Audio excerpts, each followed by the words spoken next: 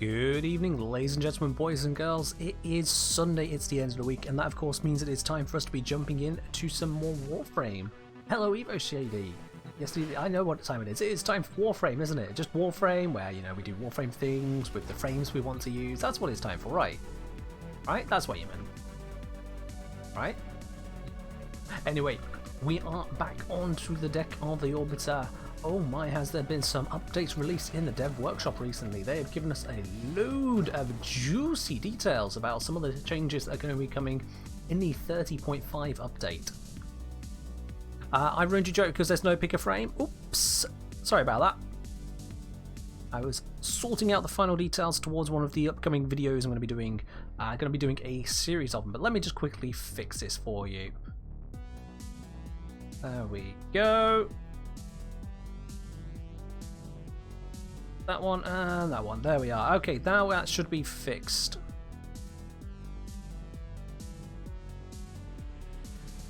And done.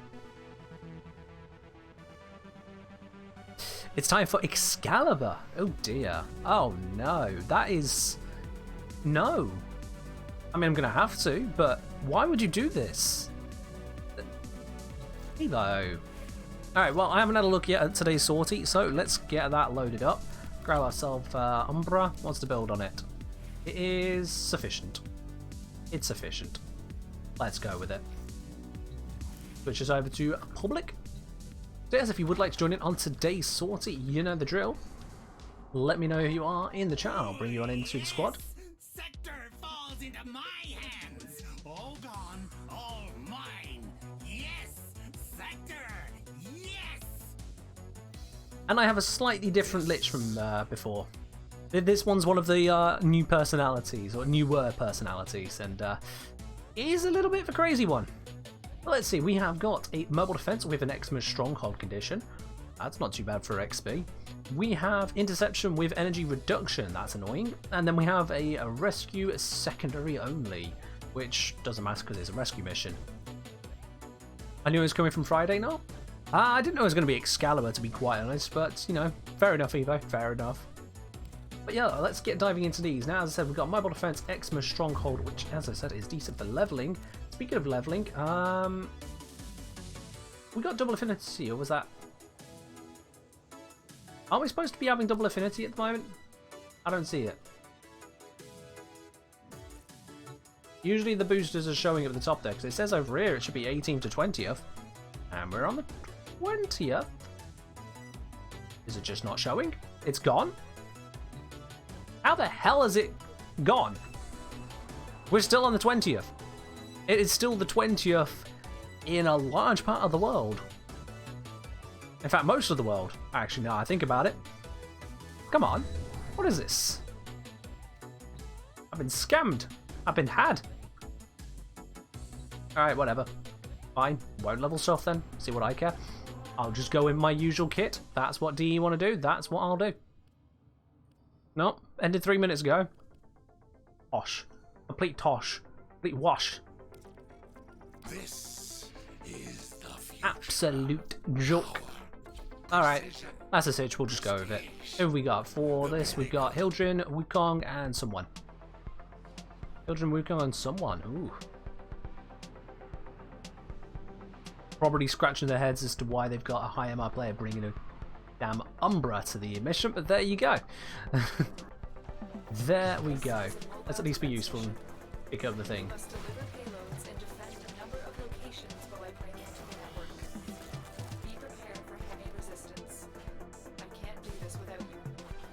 We are on location, let's get this underway.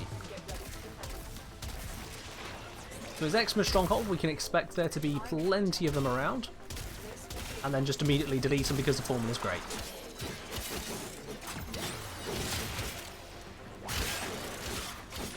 I'm not even defending the console proper, we've got probably enough people over there, right? Easy. Okay, we don't seem to have enough over here because there's enemies right up towards the console. As much as they didn't touch the console, you know, I don't want that happening.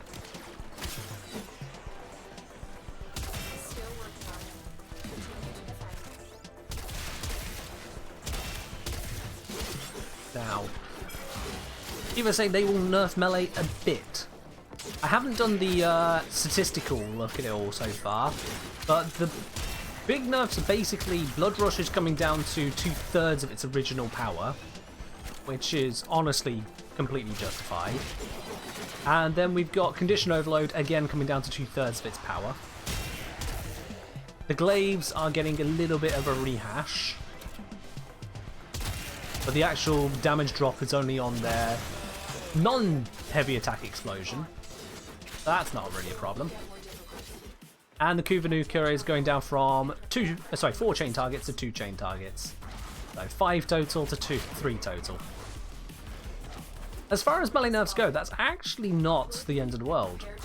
Not even close. Yeah, the crit chance drop, that's a significant overall drop. 220% modifier if you're using just Blood Rush. Losing that is significant, but you're going from effectively a, what was it before, 7.6 multiplier to a 5.6 multiplier at max combo. That's still plenty. That's still absolutely plenty. Now, say if your crit chance at base is something like 30%, then you're losing a grand total of 60% of your crit chance bonus, or crit chance total. So where you may have previously had, I don't know, 240%, it would come down to 180%, something like that. Still plenty of crits to happen.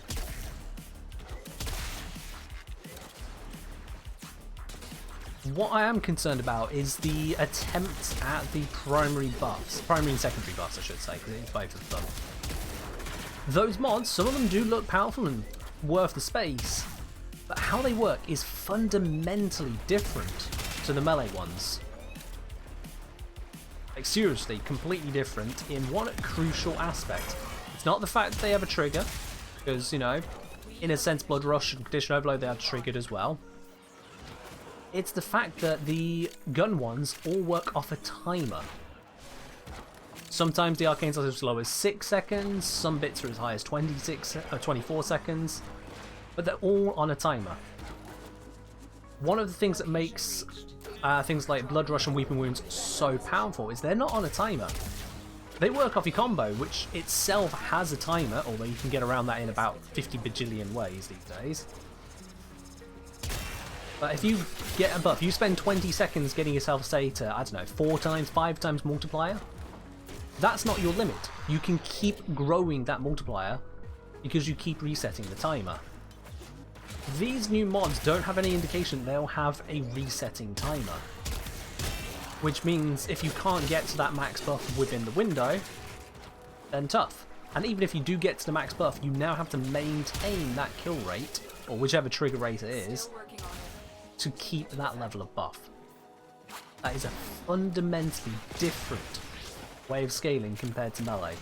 And I'll need to look into it precisely. I'll be doing some testing on that. I've been focusing on the Parazon changes first, so that'll be the first video coming out.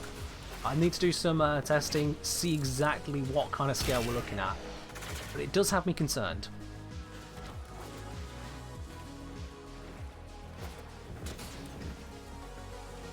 I see what you're saying, Eva. I wouldn't say it's particularly lazy when you consider that a big part of the issue with melee being so powerful is because of a scaling mod that originally was just an Acolyte mod.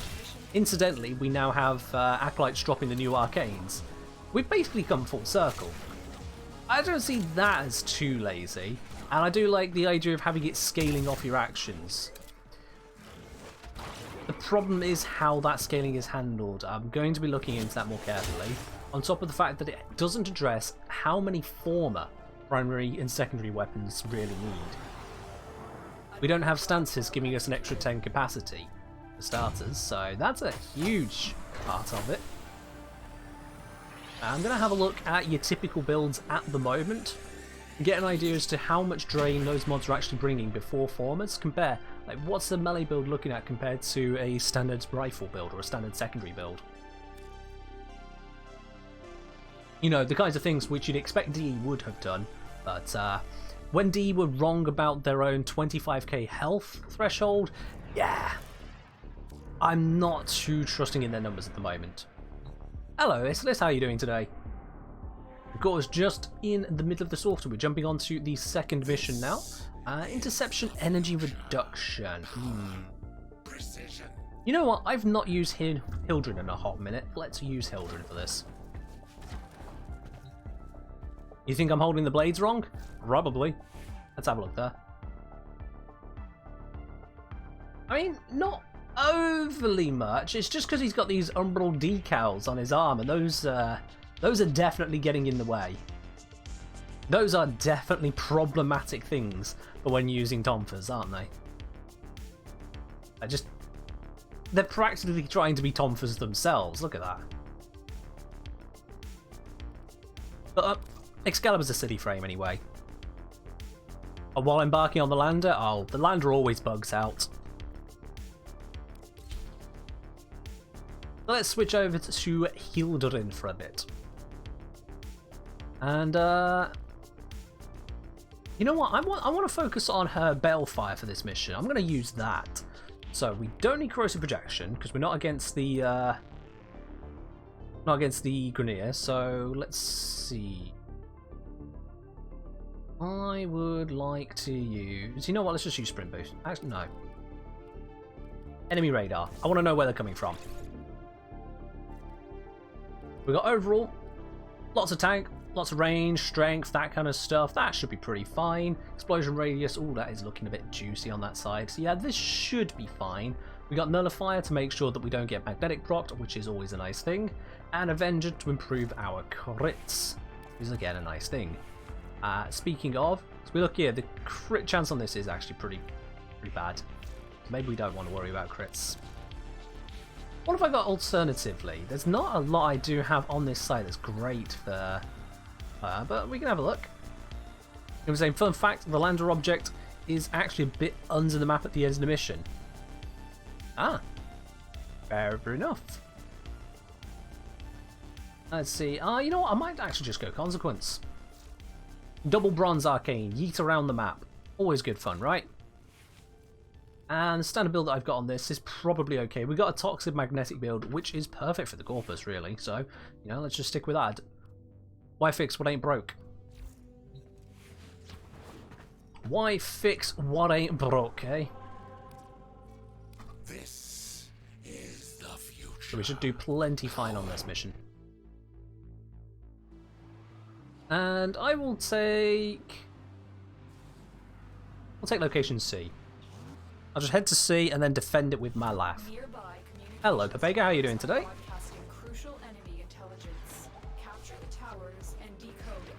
Skip past all of these guys because I do not care about them. Oh, this is C, right? I said C, didn't I? Well, I'm at C now.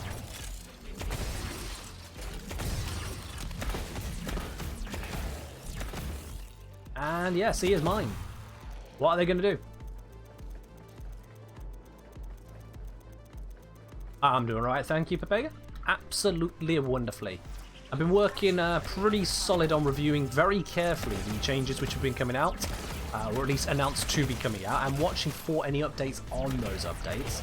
Because DE do like to make rapid individual changes every now and then, so we do have to watch for that. No you don't. No, none of you allowed here. Let's just grab you back, thank you very much. Oh, they did capture it somehow.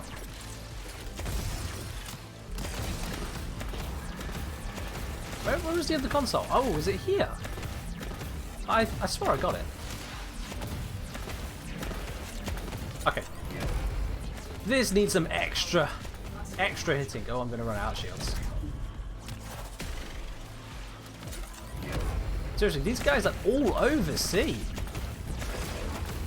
Like, are they spawning anywhere else? I'm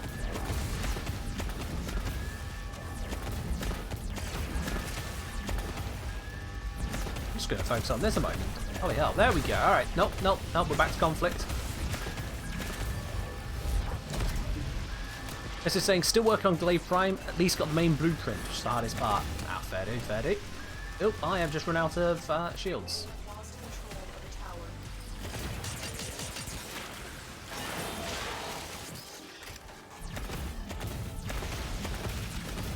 Balefire. Pretty good, except for the bit where the enemies are literally everywhere. Oh my god. Are we about to capture it? No, we're not, because the enemies have reappeared on location. I need help with this. There's too many of them. Oops, and I ran out of shields. My bad. Nuka! Just nuke things. There we go. Children really is helicopter bomb. I mean, I get it, but like, also not. Nah. I imagine Hildren would be the kind of mum just kind of go, "What are you doing here? I don't want to know about your shit. Go out there and just beat up your bullies. Stop whining to me." And then just next pack a whole extra protein shake. Should we name Nuka to Nuka? But you see, they're nerfing it. Finally, they're reducing down the chains. So only chain to 2 enemies at once rather than 4. So what you just witnessed here will take about half a second longer. You see, it's absolutely going to be fine.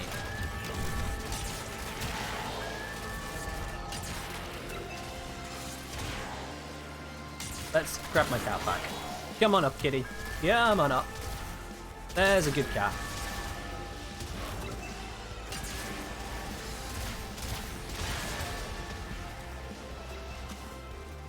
Now, I mentioned I don't trust the math at the moment, and that's for a very good reason. I cover this more in the upcoming Parazon video.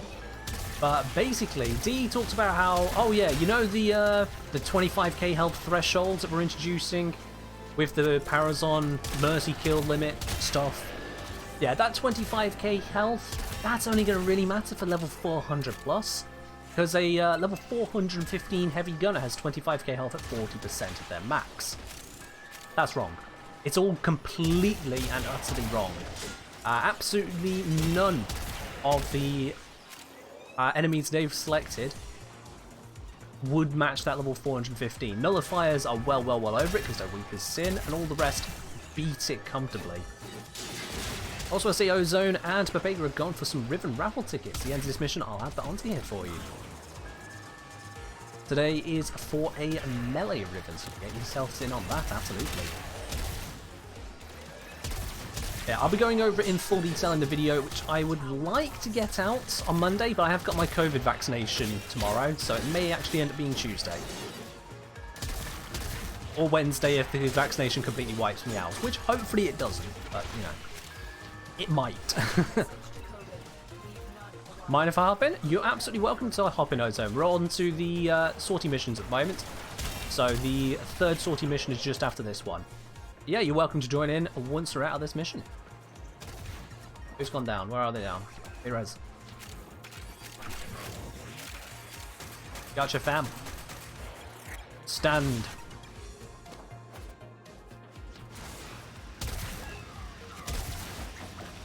Where'd they go? Alright, they're gone. They didn't explode, they just weren't anymore. That's fine with me.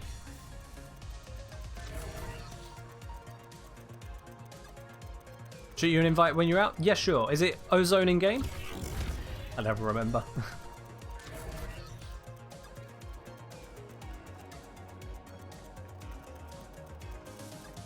Vega saying, do you want to take a look at my Foreman build I did recently? Yeah, we can do. Send me a private message with the build, I'll have a look at it.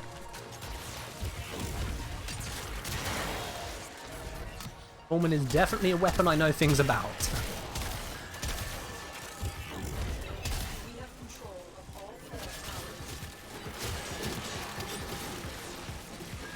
Let's revive you. Arise. And now we kill everything here. Oh, and your friends? Ah, perfect, Ozone, that's perfect. I'll bring you in after the mission. I should probably mark this for someone. There we go. Energy channel. Okay, they probably don't need it, but I've marked it anyway.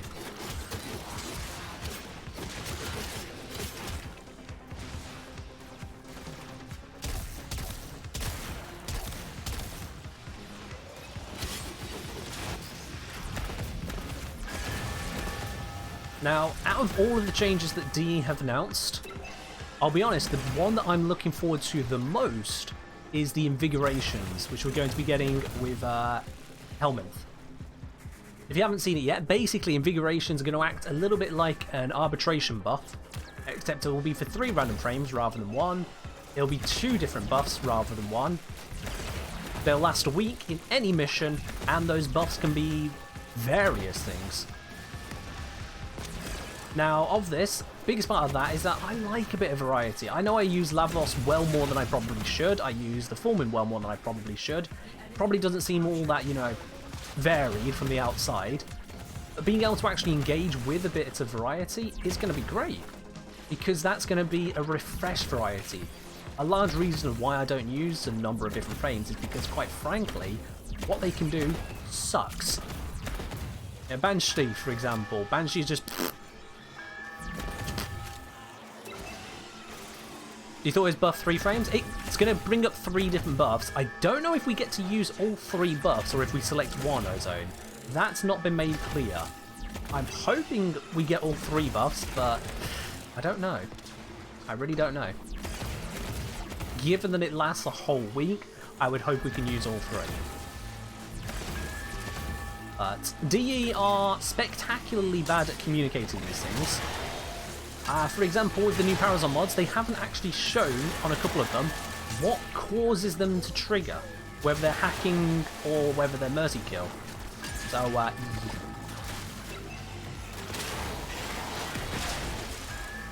without saying 3 random frames, you're not going to use one for a frame you wouldn't use before.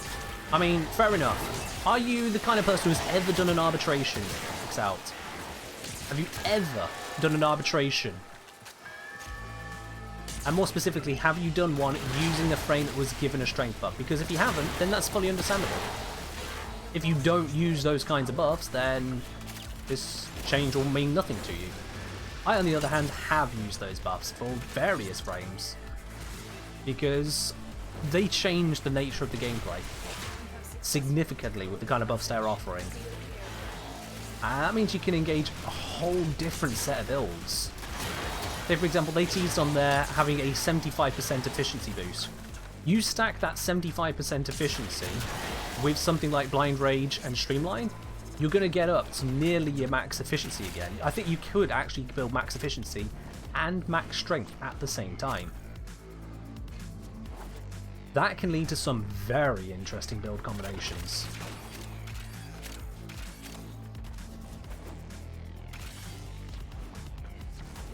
That's saying, yeah, definitely haven't used the buffs, if not for a frame that makes sense.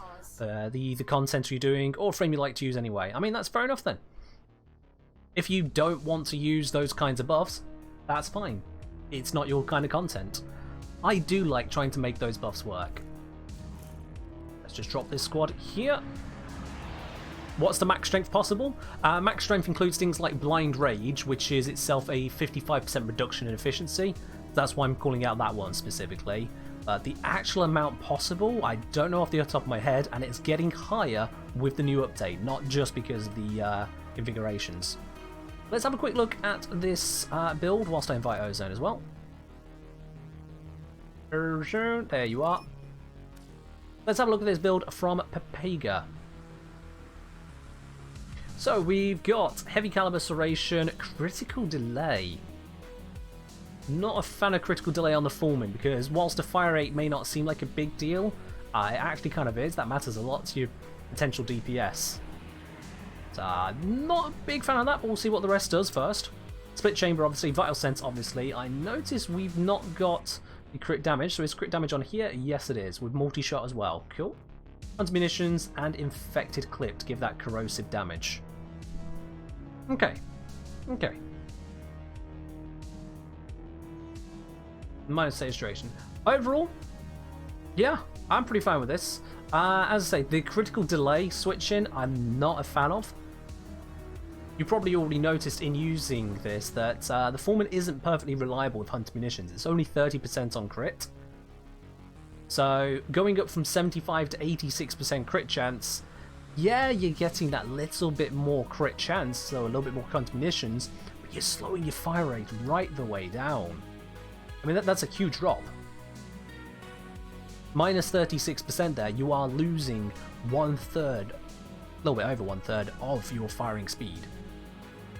So I would not suggest it here. Really would not suggest it. KK's delivery service saying buffs should be toggleable. Imagine trying to run Spova but getting a power strength buff. Yeah, so the buffs, they did show that you would actually have to go over to your helmet and then activate it. So you won't just get those buffs forced upon you. I don't know if you can activate all 3 of them, and I don't know if you can turn them off after you've gained them. None of that's been made clear. I hope to God DE are sensible enough to allow you to turn them off. I could say to make them a toggle, but that's not been communicated to us so far. We've been shown his shiny new toy. None of the details have been actually given out so far. Nope, Ozone's put their build in the chat. Let's have a look at that one as well then. So we got get another hunter munitions build, concentration, vital sense, point strike, split chamber, obviously the starting stuff there. What's on this? You got crit chance, multi-shot, minus fire rate. Yikes, minus fire rate again, guys, minus fire rate is not an amazing thing to have. At least this one's a little bit lower. It's 20%, effectively 20%. It's still not a nice thing to have. And then you've gone for Hammer Shot and Malignant Force. So again, you've gone for the Corrosive to stack with it. I mean, given the base electric, there's not a lot of other options when it comes to the damage types you can put onto there.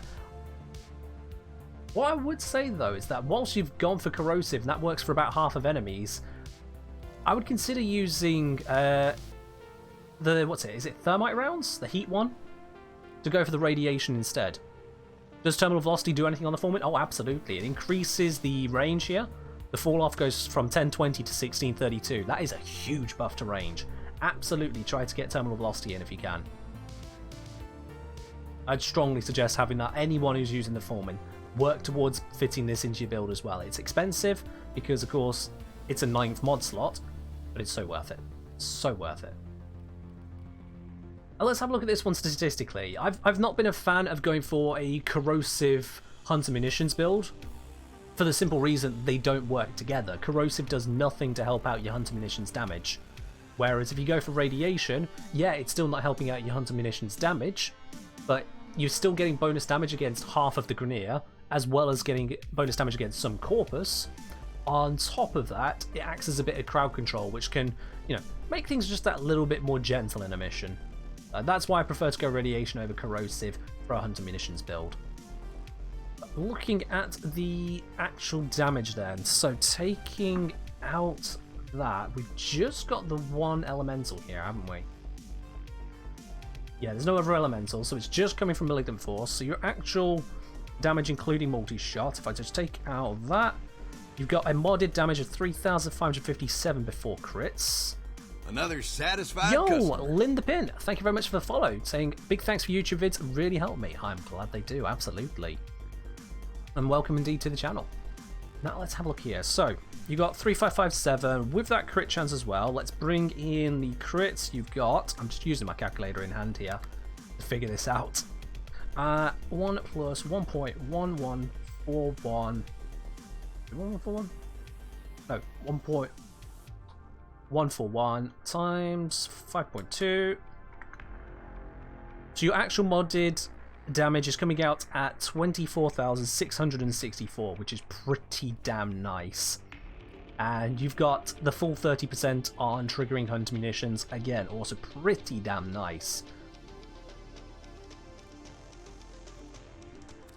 Let's compare that real quickly just to my standard nothing build, the one I put out. And this one I'm using Internal Bleeding on, because Internal Bleeding is actually better than Hunter Munitions, but only at close range for the Foreman, so it does force you to get that bit closer. But let's have a quick lookerino at this as a comparison. In terms of the Elemental, I've got a stack here of these two.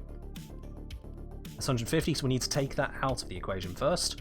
10212.5 divided by 2.5, there we go. So then we need to add in the crits. 0.75 times 3.8. There we are. Let me just have a quick check here, make sure I'm not crossing over my wires. Yeah, there we go. Okay, cool. So, the difference between your build and my build. Your build, this is speaking to Ozone. Your build, you have got a modded damage, which is going to trigger for your crits of 24,664, so 24.5. Whereas mine only comes in at 15.7. So mine has a lot lower base modded damage there. However, with internal bleeding, I'm going to be triggering twice as often as yours. That's slightly more than twice, 70% versus 30% in that close range. And beyond the close range, I still have a chance of triggering, thanks to the just general status chance of impact, but it's not very much. So at close range, I'll be triggering over twice as often, which would put me higher up on the DPS there. Adding in the fire rate, got a little bit more in its favour there. And then this build can also proc viral, don't forget. That viral chance is relatively low. Taking into account the multi-shot, it's around about 50% chance of a status, and it's around about, eyeballing that, to say around about 60% viral. Actually, wait, now how much is it? It is exactly 60% viral, never mind. Eyeballing works. All told, it gives me about a 30% viral proc per shot per enemy, which is a good chance of stacking then with internal bleeding after a couple of shots. Another satisfied customer. Adding it all together, you have got yourself a very capable form in there. That is a nice riven. I don't like the fire rate, but otherwise it is a nice riven. I don't know about stacking with point strike at the cost of, say, going for a viral build, because you've already got so much crit chance coming in here, but then it is less than point strike. It's a tough one. You've got yourself a solid build. It doesn't require any kind of viral modding to get that full power. I'm just not an overall fan. But it's capable. It's definitely a capable build, so you can be satisfied with that. As I was saying, fire rate, small inconvenience because you main Wisp. Okay, if you're a Wisp main, then fair enough, yeah. I don't use a fire rate buffing main, so fair point. With Wisp on top of this, yeah, you're probably going to be okay. You'll still have lower fire rate than you could have without the fire rate negative, but honestly, you're doing alright. I feel like if you keep on rolling onto this, you might get yourself something that little bit extra, but it's a pretty good place where it is right now. Is that following as well? It said, yeah, had to follow. God love facts, stats, and numbers. Mate, absolutely. That is exactly what I'm all about. Facts, stats, and numbers. Too many people come at things from a feeling perspective or an anecdote perspective, and it does my head in. You can scroll through the YouTube comments all day long on my stats videos and see the number of just completely bullshit anecdotes. So, yeah. You and me both. We love the facts and stats here. And Eglovania, thank you very much for the follow as well. Glad you're enjoying the channel. Make sure I haven't missed anyone else along the way. No, good. Alright, so let's get cracking on now with the third and final sortie mission of today, which was that rescue one. So let's grab a good rescue frame. Let's grab Titania this time. I normally would go for Wukong, so I'm going to grab Titania this time. I also need to update those Riven raffle tickets before we go into the mission, so let's see. We've got Ozone, and Pepega. Excellent. Ozone 7D has 3 tickets. And Pepega was already taken as 1 ticket. There we go. So the Riven raffle entrance has been updated in the bottom left of your screen. Let's confirm, and confirm. There we are. Let's get this mission cracking. And I'm going to throw up a prediction as well for this, as is standard. What reward do you think we're going to get from this sortie mission? You got a couple minutes to get in on it. Do you think we're going to get an Anasa Sculpture or Endo? Or literally anything else? It's just saying, small question, how useful would you say is Beguiling Lantern? I don't remember it off by heart, so I'll have to have a look at that. Probably not too amazing, given I can't remember it, but I could be wrong. I'll need to have a look.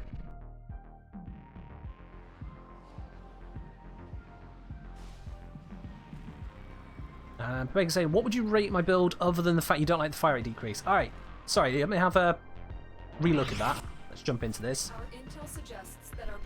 I'll give you a rating in just a moment, Pega. Once we've done this mission, I'll give you a proper rating. I really don't like the fire rate reduction. I really don't. You may be satisfied with it, but it's still a drawback. Acceptable drawback, but a drawback all the same. Which, if we're rating things, makes it unacceptable. Anytime thinks this is the sort he'll give the legendary core. Mate, I hope it is too. Or at least a second legendary core. That would be very nice.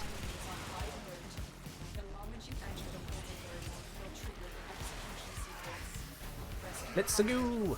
I probably left people behind, but let's go! Oh, actually, I think we're all here. Oh, shit. Speed! Too much speed. You are running out of time. Bypass complete. You may proceed.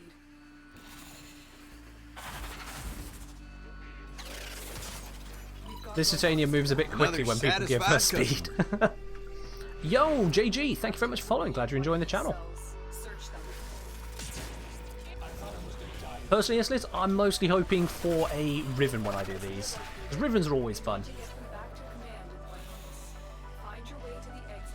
I mean, to be quite honest, it's part of what powers the whole riven raffle, so, you know. If I can give you guys a fun more rivens to play with, then sure, let's do it.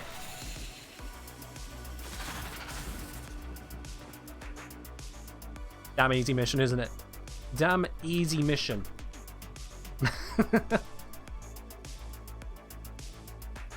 Oh, and Excel is coming in for a Riven raffle ticket. Seeing as I'm an extraction, I can absolutely add that on. XXOUTT. There we go. X out. There's your first ticket.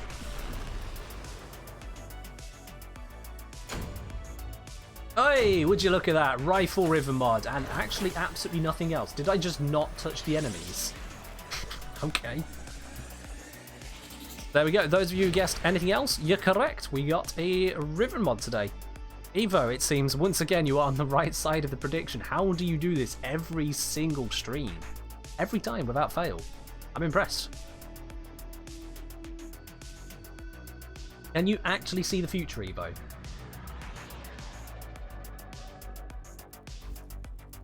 But there we go. So, let's have a relook at this build for you, Papega.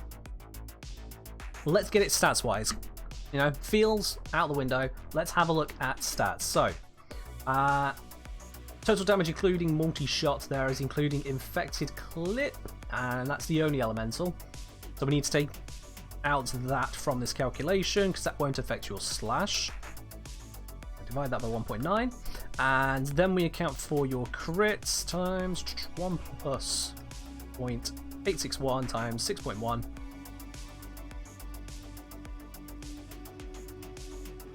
Right pronunciation, it's just X out. There we are, perfect. I just said the letters when I was typing it to make sure I didn't mess it up.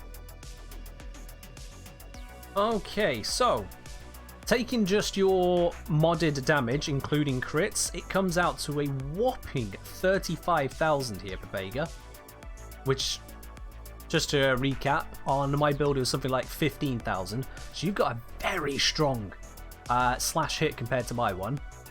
But you are losing that fire rate, and you don't have any form of, what's it called?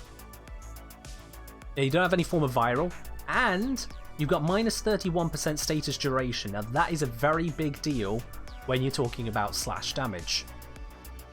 Your slash is going to be spread over 6 procs, okay? 31%, you're taking out just shy of a third, so I think you only lose 1 proc there.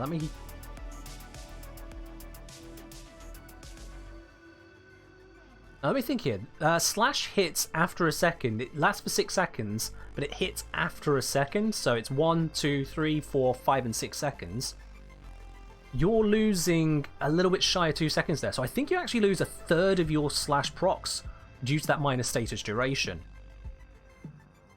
So not only are you losing a third of your DPS from your fire rate, you're then losing another third again of your slash DPS from your Riven. Add on the fact you've got no viral. Honestly, I would actually say this is not a good build. Take your critical delay, throw it out the window, put your point strike in there. You'll be doing a lot better. That status duration, though, is definitely hurting. Definitely. It looks like a nice Riven, the multi-shot and the crit damage. But you're replacing a crit damage mod, so you're not actually gaining that much. In fact, isn't the crit damage mod... Yeah, you've got a crit damage mod over here of 20%, but so it's replacing the cold, of course, yeah, for viral. So you're getting multi-shot, you're gaining crit damage, but you're losing your viral, and you're losing 2 out of 6 of your slash procs. Honestly, I wouldn't say this is a good build. At least, it's not the best the build could be. At minimum, switch at your point strike, get your terminal velocity, you'll be doing a lot better. 100%. 100%. And Ozone's grabbed himself another Riven Raffle ticket. Let's make that 4 now. And there you go. That's all updated. Okie dokie. Linda Pin saying, I'm building Path Assist Glaive, which appears to have good base stats. Do you have a suggested build? Path Assist? Ooh, I don't think I actually have a Path Assist. Let me check. Do I have a Path Assist? Have I ever had a Path Assist? Because if not, I probably don't have a build at all whatsoever. Eeny, meeny, miny, P for Patho. Nope, never had it. Whoops. Alright, so I can't help directly on that one. Let's have a look at the stats instead then, shall we? Patho Assist. Okie dokie. I apparently have the blueprint, so I just haven't got around to building it to me. We got base viral damage. That's very nice. Crit multiplier 2.1, crit chance. Ooh, crit chance 15. That's not winning any awards. And its heavy attack is pure viral. Oh wow. That's uncommon. Let me just check. Are there any hidden stats I need to know about on the Path Assist before we start talking build on this? But you know what DE is like with forced procs and random stuff hidden everywhere. It's got status chance, yada yada. Holy melee throws it, heavy attacks. Guaranteed viral proc on the heavy explosion, okay. Anything else? During flight, when striking an enemy, Glaive drops infested pods which hatch into maggots. That's a thing. Okay.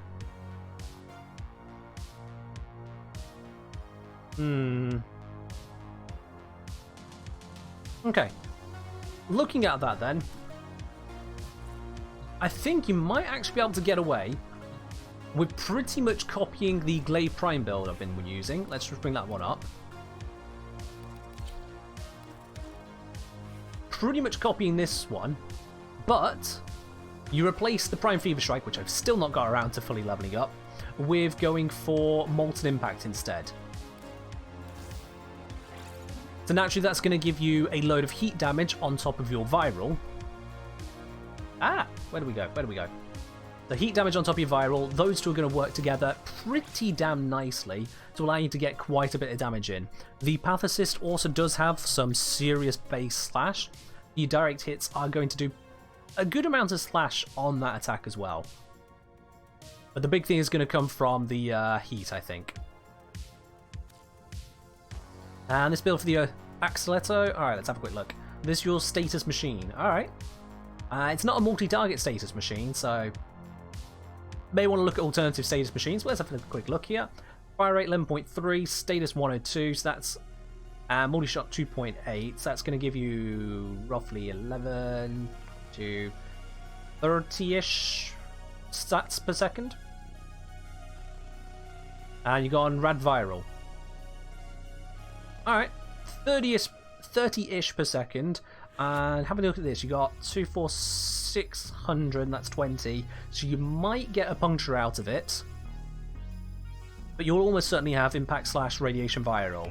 So after a second of firing, you should have yourself 4 status, possibly 5 status there. That should do you pretty well overall. The viral's going to absolutely buff up your damage, all those. That's going to be great for you doing your condition overloads. That's a good combination. I'm not a fan of the weapon itself, to be quite honest with you, but it looks good. In terms of your Riven then, plus impact, okay. Plus damage to Grenier, okay. Plus damage overall, okay. That's not a very statusy Riven, is it? Hey, Be honest here, that riven is doing absolutely nothing for your status application. Zero, nada, zip. It's doing negative, it's taking up a slot. What you've got here at the moment, you've got Scorch, Jolt, Pistol Pestilence, Frostbite. You've got those giving you your 2 added on status effects. You got your Barrel Diffusion, you got your Hornet Strike. Again, do you need the damage? If you're going just pure status for your heavy targets only, do you need the damage?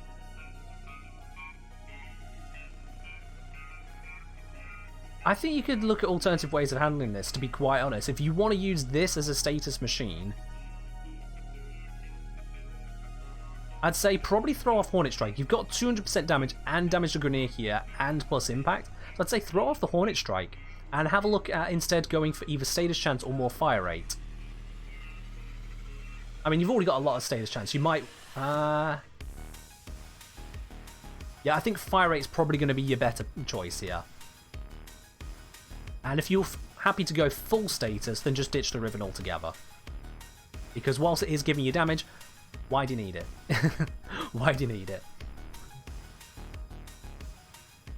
That's the thing with your more specialised weapons. If you're going to specialise them, you really have to specialise, as all-rounders only work for the OP ones, like Kuvanuka.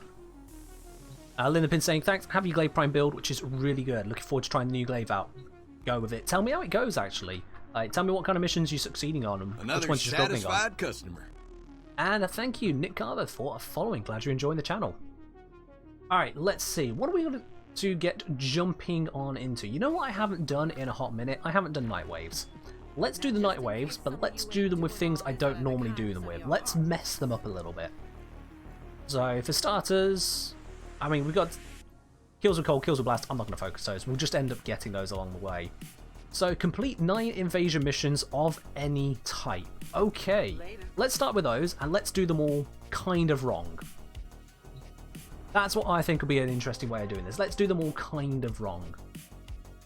Invasions are not that tab, they're not this tab, they're that tab. The one called Invasions, Ken. You know what you're doing. We've got the Infested Outbreak. Let's see. Here we go. So we got an Invasion Defense. I think that's a good place to start. So what's a frame which is absolutely not a defense frame? Loads can kill, loads can crowd control, very few can do neither. So do we have a frame that does neither? Let's sort these by usage and start at the bottom, just to make this even more interesting. My least used is Oberon Prime. Good for healing. He does have some crowd control and damage options, so I'll just not use those. Let's just go pure healer Oberon. This sounds like a terrible plan, doesn't it? Let's do it. And in terms of weaponry, let's again go for weapons I barely use, although I prefer to have ones which are, you know, useful. Apparently I barely use the kick guns, and that is a lie. So let's step it up to the Cougar Ogress. I don't know if I have potatoes on these. This might be a terrible idea, but it's low-level missions. How bad can it be? We'll go the Mighty Seer. You know, let's give that guy his 5 minutes of fame, shall we? And eeny, meeny, miny, mo. We gotta go right the way down past all the Zors. War. Because I'm not doing that. War is. Alright, I need to make sure I've actually got these modded. This has got a potato. Thank goodness for that. Go split chamber. But force, why are you a 6? I must have just used this for leveling. Let's do something different here, shall we? I'm going to... I don't know. Swap you there. That a good idea? That feels like a bad idea. Let's do better. This doesn't have crit stats to care about, so I'm not going to care about those. Where are these mods? There they are. Movement force, and that leaves me 8 to go. Where's the heat one? Thermite rounds. Perfect. Heat, magnetic, viral. And blast. This is a nice selection of elements, actually. If you want a stasis primer, I'm halfway there, aren't I? X out saying heat sword. Alright. It's not a very unused one. In fact, it's probably going to be close to the top. Yeah. Heat sword I have used more than Stropher. Guess what I used as a noob? You want the heat sword? Heat sword it is. There we go. What's this mod? Oh. What? Wow, I really was a noob when I used this. Let's do that, shall we? Let's do that, shall we? Do we want to do that? Fever Strike, Volcanic Edge, Vicious Frost. Let's fix that. Thank you. And 6 left over for what else? What else indeed? What can we fit for 6? Or I can just take out Volcanic Edge and have 13. That seems better to me. Oh, we can almost have Blood Rush. Almost, even though it's useless to us. Oh, Prime Reach. There we go, that'll do. That'll do. And no one uses Uniru normally, so we're using Uniru. Here we go, an absolute shit show of a loadout. Do not try this at home, or if you do, at least send me the results. Prime Heated Charge, why not? Yeah, this is a Seer build. This is all I'm doing to it. I'm not putting a potato in. That's the build. It's done. Oberon. Wow, that's a high strength build. Fuck it, why not? High strength build it is. We're not going healer. We're going to just use Smite and Fusion. That's Oberon's entire contribution. I swear I just heard my cat, but I don't see her. All that preparation aside, let's go do the mission. Let's completely mess this up, shall we? Ozone, I hope you are trying to mess this up as well, but it doesn't look like you are. So you might end up with 90% of the damage done. Let's smash this. It is a low level mission, so that's why I'm quite confident in just absolutely dicking around here, but you know, this is all in preparation for Invigorations. Imagine if I had like a 200% crit chance or crit damage buff on Oberon. That would almost get hilarious. Is at our doorstep. You must defend our equipment until reinforcements arrive. Tell you what, Ozone. Have you got your 4th ability, or have you subsumed it? Because if you have got your 4th ability... Yep, you have to get most of your kills with that. There you go. Most of your kills have to come from that. Alright, let's start with the Seer. How's it like? I'm getting kills. I'm getting kills. Okay. The Infested are weak enough that I can actually just one-shot them with the Seer. What the hell is this? I can't see shit. And as for the Heat Sword, yeah, that's going to handle fine. How do low-level players struggle in any mission ever? Seriously. These are possibly the worst weapons I could be using. How did we ever struggle as lower-level players? Alright. We're here. We're winning. With weapons that we shouldn't be winning with. Hello, Omega. I'm doing pretty alright, thank you. How are you doing today? We are currently messing around with weapons that shouldn't be anywhere near my arsenal. And therefore we're having hell with it. Because why not? It's the Infested. Ooh, okay. That's got some decent yeet power. Okay. Where'd he go? Where'd he... Nope. I couldn't track that one. Oh, he didn't go flying. Come on.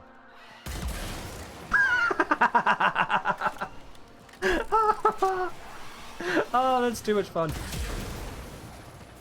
That's too much fun. I'm so... I cackle like a madman, but it's justified.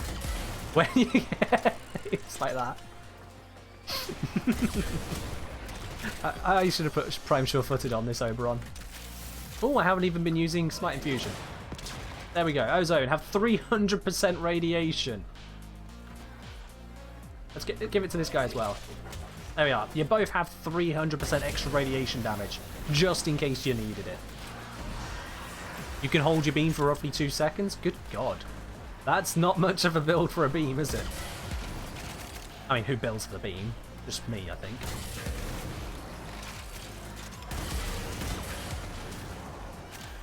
Hey, I'm a regular bombard now. I'm running around just blowing away half the map. Actually, I can't aim for shit. There we go. 3 times the charge. Oh dear. I'm going to be using this weapon more today. It's just too stupid. Ow. I'm going to be using Prime Sure-Footed. Yes, today's raffle is for the Veiled Melee Riven. I think the one that we've got today to give out on PC, let me think actually, what was that one again? I'm trying to remember the challenge. I did have a look at the challenge. I think it was to find 4 caches without failing a mission. It was honestly not a challenge at all, really. When was the last time you failed a mission whilst looking for a cache? I think it just stops you from finding the caches and then immediately quitting. Which weapon is this? This is the Kuva Ogress. It has not been very well modded. It has no forma on it, so we've not got any way to properly test its capabilities. But it is great for pretending you're a bombard and making the enemies fly. Yeah, have some more radiation. Oh, you don't like looking for the caches? Fair do. I like the change of pace from time to time. I'll just take Limbo. I know Zaku can do it as well, but I prefer Limbo. And I'll just detonate the entire map, piece by piece, looking for the caches.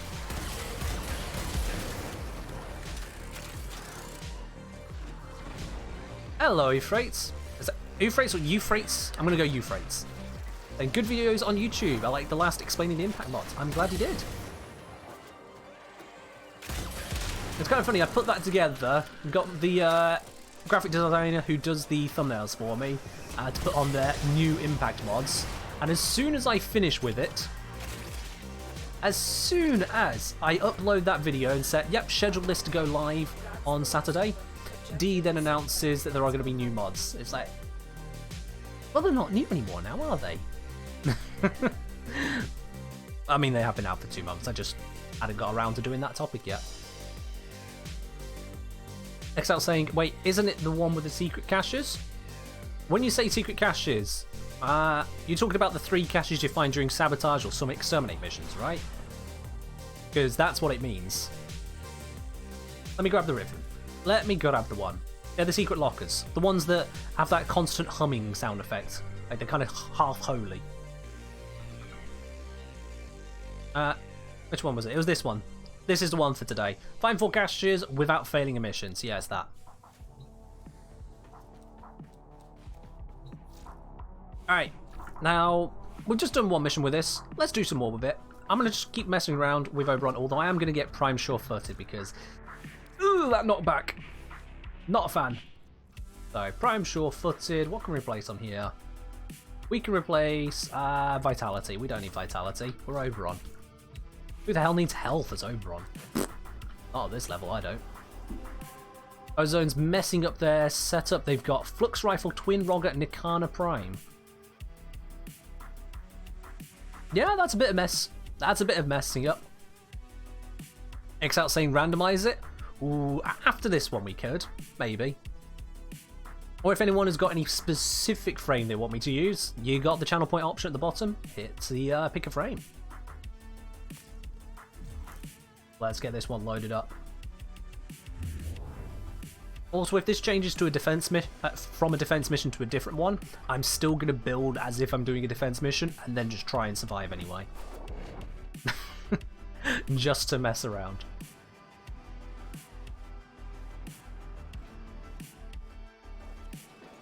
Alright, let's crack this. Position has been compromised. And if you want to join in on dicking around with stupid loadouts, I mean, you're welcome to join in if you're on PC. Just let me know what your username is in chat. I'll bring you on into the squad. Everyone's welcome. So long as you aren't MR35 or MR-1, you're welcome. Those 2 MRs can start off. Alright. Radiation active, because why the hell not? Boom. This would probably benefit very nicely from Prime Firestorm. I just didn't think about that. There goes my plans. Ah, sorry, Dage. Sorry. I do have to set some limits on mastery rank, you know? I mean, if someone hasn't yet purchased a computer, or if they have ascended to the level of godhood, I mean, it's just not the right kind of person to be having on the stream, you know? We've got to stick to humans who have internet access. Oh, I can't kill that guy. He's a friend today. I still wonder how we managed to have created weapons so devastatingly powerful, and yet I can fire it right in this guy's face, and he's perfectly fine. Perfectly fine. Like, how have we... we got Stalker whilst I've got a joke build. Uh-oh. He can sense it, can't he? Ooh. Hello, Mr. Nick. How you doing? I was saying Flux Rifle is so bad. Oh, hell yeah, it is. The Flux Rifle's terrible. Alright, Stalker, where are you? Where is it? Oh, there he is.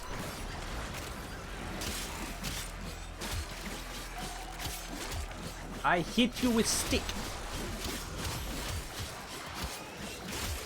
Wait, that actually worked. Alright, Dread Blueprint we get for that. Oh, wait, he's...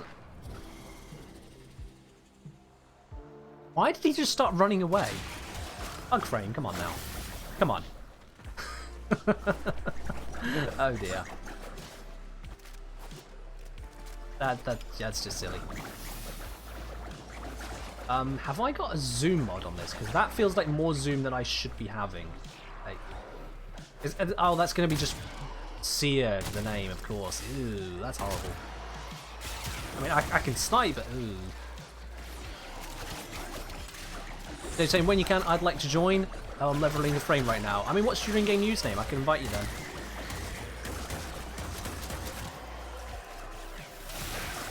Fire rate buffed, 8-shot Seer. This is... oh dear. Weapons you should never use.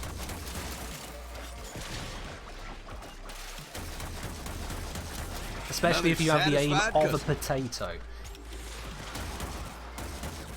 Oh, that's still a friendly. There's one. Oh wow, I didn't actually kill it. Euphrates, thank you very much for following. Glad you're enjoying the channel. Dage the Dead. Let me see if I can invite you right now. Dage the Dead. Not now. Okay, we're too far in. Another satisfied customer. I'll invite you in for the next mission. Alright, this wave, I am meleeing. Come here. I have a sword and it's got all of your names on it. In very small print.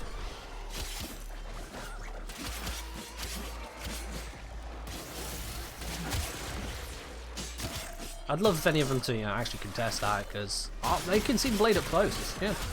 I'm giving them all a nice, good look at that blade. Oh lord.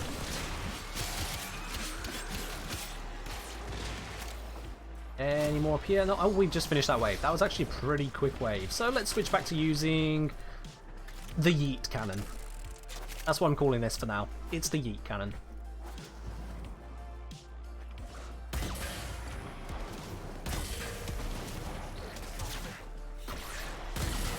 Oh, that's a friendly still. I'm gonna keep doing that. I just see a corpus and that instinct at the back of my mind says, shoot it. May not be the most, friendly of instincts, but it's a good instinct to have normally. I thought there was something around the corner. There wasn't.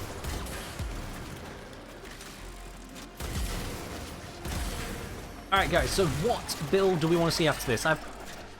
Remember that Exile said to randomize it. Does anyone have any specific requests? Or are we just straight up randomizing the entire build? Because I mean we can, I just have no idea what terrors we're going to be faced with.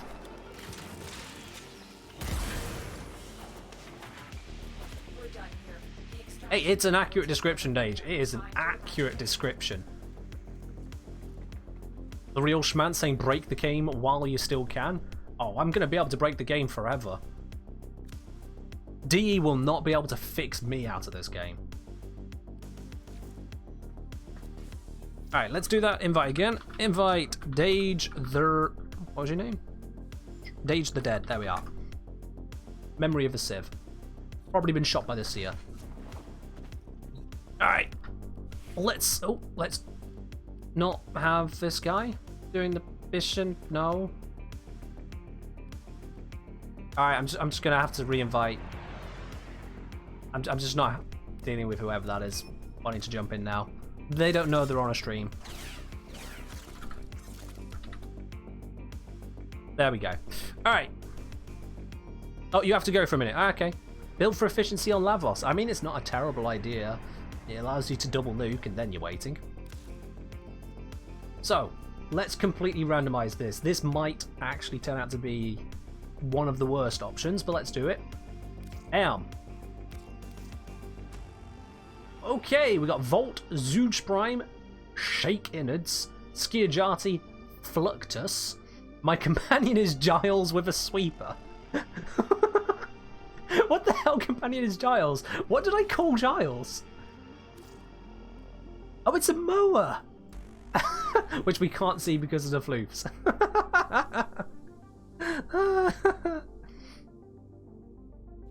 Exile saying, I don't actually want the Veiled Riven, it'll just sit in my inventory forever.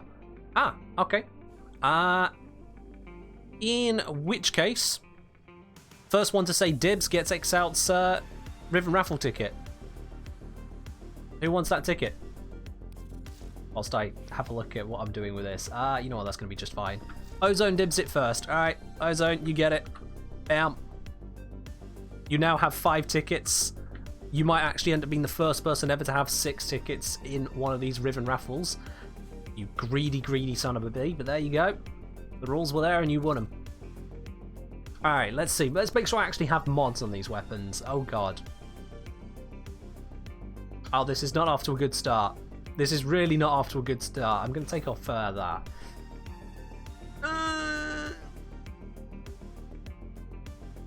I mean, I've got 10 capacity to work with. I can put in a Hellfire. That's not the end of the world. Shaking it. This is probably a pretty good one, given it's one of my kit guns. So yeah, I'm just going to leave that as is. That's probably just fine.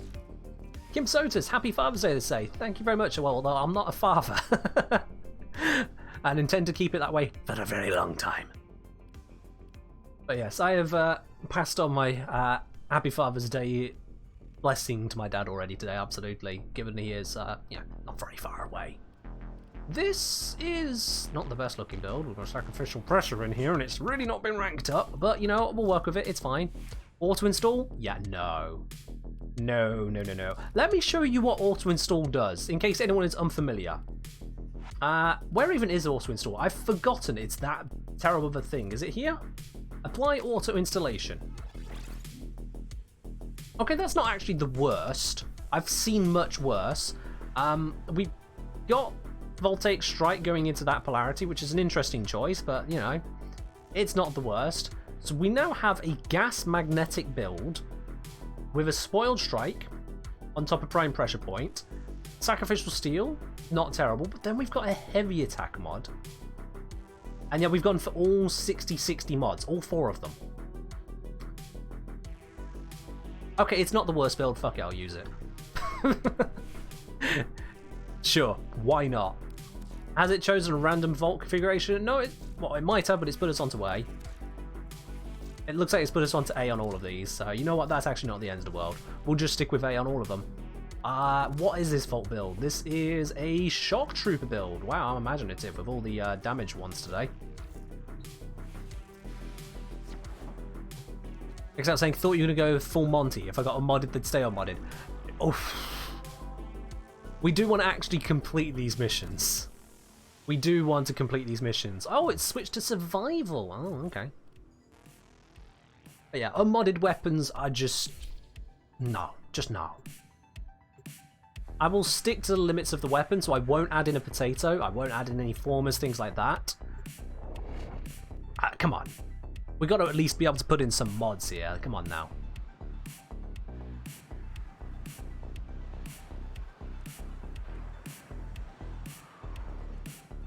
Alright. Let's get cracking through with this.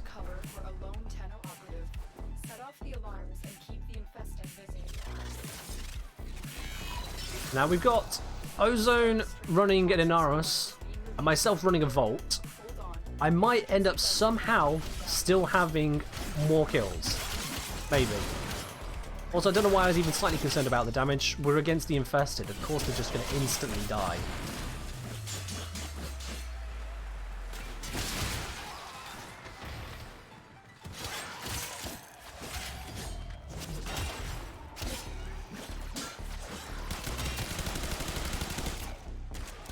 Can't shoot that one. That's a Corpus unit. We can shoot you. Yeah. Oh.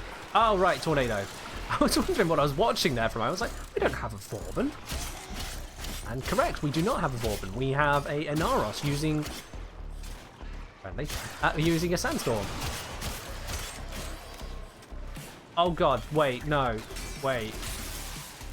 Do I have Fetch on here? Life support incoming. I don't have Fetch on my companion. What? Why would I not put Fetch onto... Alright, cool. So, pickups are not happening. That's a thing. That's just a thing.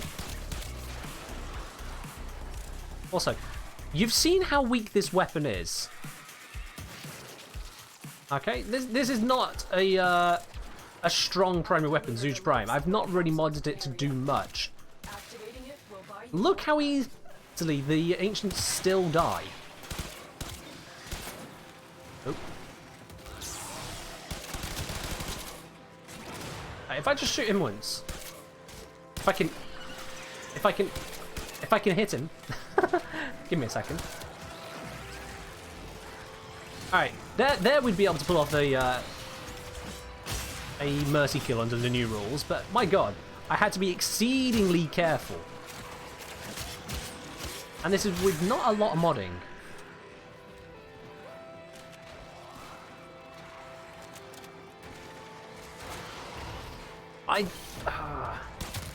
I do wonder.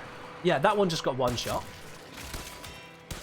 This one can't be killed with mercy, so that doesn't even matter because it's not an ancient.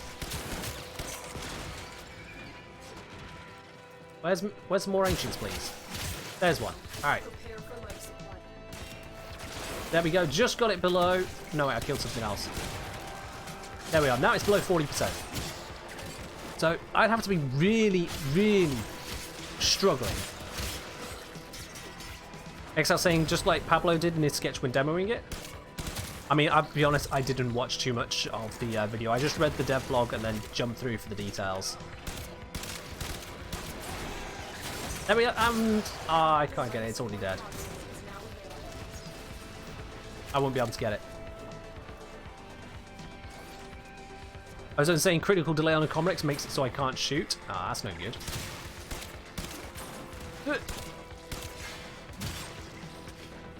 I would have been able to get that one there. I would have. I've had to really bring down the power of my weapons here, and I'm really slowing down my firing to be able to get that. That really breaks the flow. That really does break the flow. Alright, let's use a stronger ability. We're not modded for it, but it's stronger. Oh, we struggled with modded weapons. Yeah, or barely modded. Yeah. It turns out with this game, it's not actually difficult to kill enemies at star chart levels. Who knew? These are level 28. The highest the star chart goes up to for normal missions, I think is around about what, level 35, 40? Yeah, about level 35, 40. Which is not a lot higher than what we've got here. And for things like the Infested, yeah, you got no chance. The Disruptors are a lot stronger than the Nullifiers, so really I don't see how you're going to pull off anything with the Nullifiers. You pop their bubble, you touch them, they explode. 60 plus if you count the arenas. Yeah, but the arenas don't have any mercy kill enemies, so it just doesn't count. We're thinking in the context of being able to get mercy kills.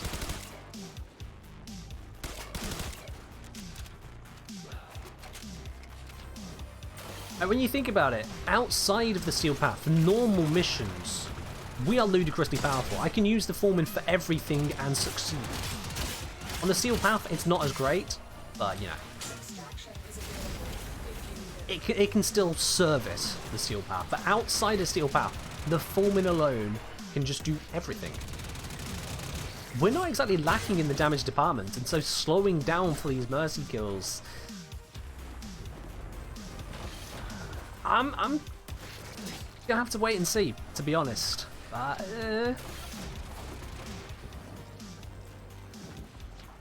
Do you really want to be trying to hold back that much?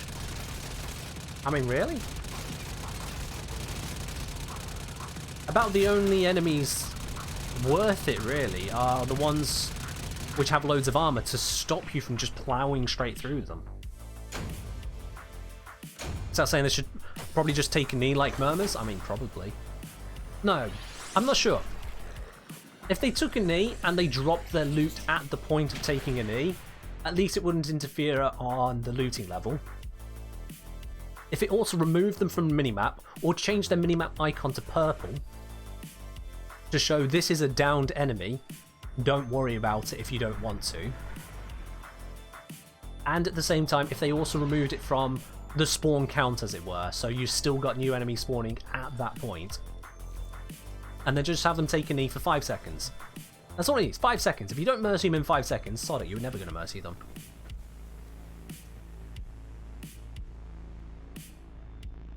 And say 5 seconds to at least give people not only a chance to react, but a chance to make sure they're positioning themselves for it. Hell, maybe Impact Procs could extend that timer on top of increasing the available window on the living ones. Maybe they could do that. Maybe have a 1 second timer and Impact Procs at point of death increase that timer to a max of 5 seconds. That could certainly work. Things like that.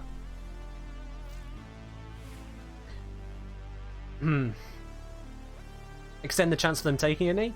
I suppose we could have a chance of taking knee, but they've gone for a more reliable system. That's been more of the focus, and I do approve of the more reliable system. I'll go over that more in the video I'll be putting out in the next couple of days, but yeah. We don't want to be having so many things relying on chance. That's part of the reason that internal bleeding and hemorrhage aren't that great as mods, is because of how many different steps of chance they're relying on. And here we're talking about another chance of having the enemy spawn and a chance of having them die properly. You then got the chance of actually having the chance to get those impact procs onto them. It's a lot of stacks. It's a lot of stacks to try and work through. Speaking of chance, let's randomize. What we got next? We have got Limbo Prime, Zenith, Crit Digit, Jaw Sword, Fluctus again. Now with Colin. That's going to be another mower, I think. If I've got a very human, kind of Anglo-centric name, it's probably a mower.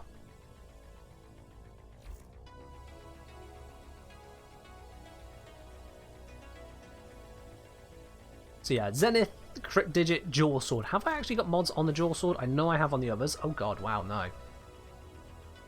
You asked for a modded. Sod it, we'll do a modded on the Jaw Sword. Why not? Why not? Have we at least got mods on Colin? We haven't got Fetch. Let's get Fetch. One Fetch.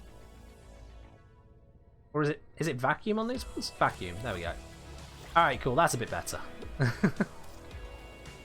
don't know what we got on Stinger. Basically nothing, but who cares? It's a sentinel weapon. They don't count. Okay. What is the next invasion on the list? We've done Metis, so it's Callisto. This way I'm not even choosing the mission. The mission chooses itself. This is a terrible idea, isn't it?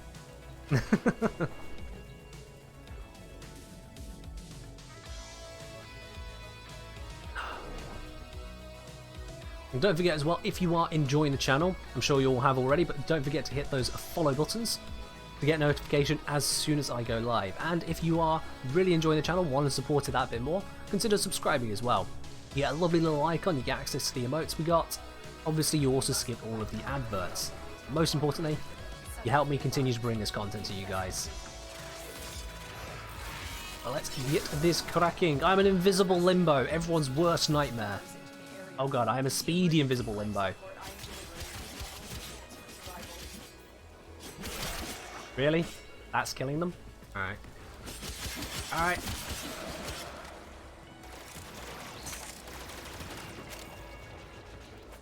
I've just had a look at my abilities here. If I just do that... I've got Smite on this Limbo, but I don't have Smite and Fusion. What have I done to this poor build? Alright, well, it's a thing. I'm just gonna carve up everything with this unmodded jaw sword.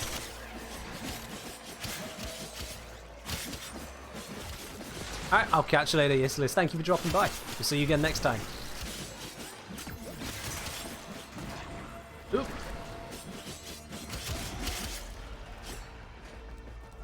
I've managed to get up to 4 times combo.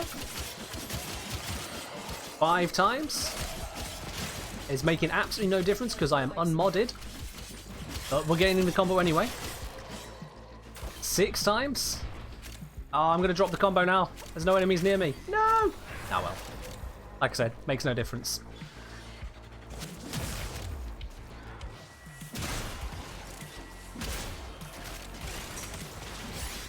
Yeah. Unmodded jaw sword with no damage bonuses from any source is killing. What level are these guys? Level 26. It's costing me absolutely no ammo. Granted, I did have a speed boost. That was making it easier. It's costing me no ammo. I'm taking basically no risks because I'm not even trying to avoid getting hurt here.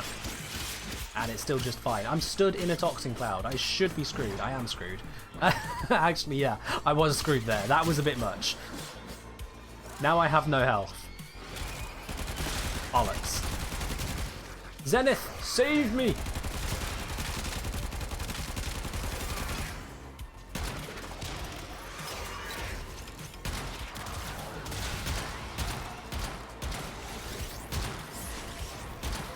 Well, this is a bit ridiculous. I forgot about this. The whole seeing heads through walls. What am I looking at there? What? What is that? Oh, it's Endo. Now some enemies to see. That was right up in my face. I need to get away from these people. To be able to properly use this, I need to stand somewhere else. Oh, switch to semi. There we go. God, the zoom. Why is there so much zoom? This is an aggressive level of zoom.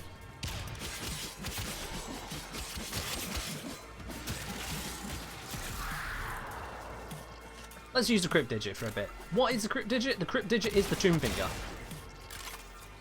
This is a very heavily modded tomb finger, so a little bit overkill, considering the jaw sword unmodded is just fine. And as you can see, it does just fine. We don't even get the explosion damage on these enemies. They're already dead from the direct hit.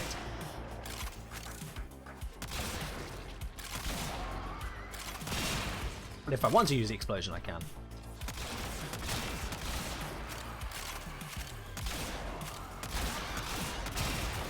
So yeah, that's a little bit insane, isn't it?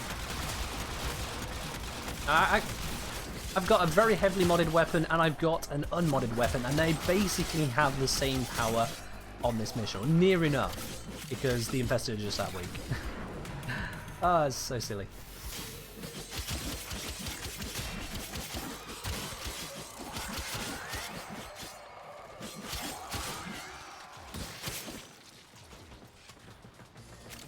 Alright, let's use the Zenith again for a bit. We're going to use automatic fire for all of the bullets. God, that recoil is monstrous. Look how much it's shaking the screen. I think I have screen shake turned off, so that is pure recoil shaking my screen.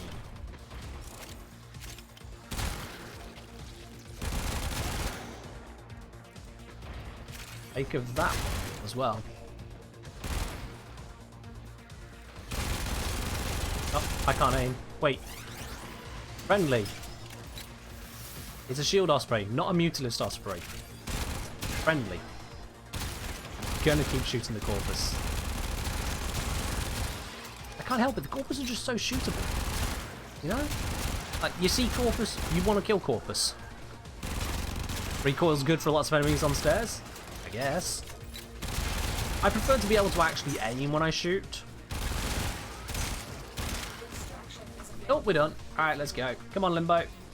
You and your massive bullet jumps. Ah, this is not the way. Which is... What's... Wait, what? Oh, it's here. There we go.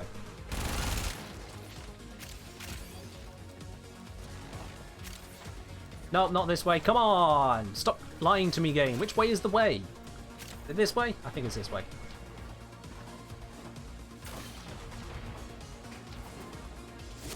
As I was saying, what are my thoughts on having over 500% crit chance on the glaive? Do you mean glaive prime or just a glaive?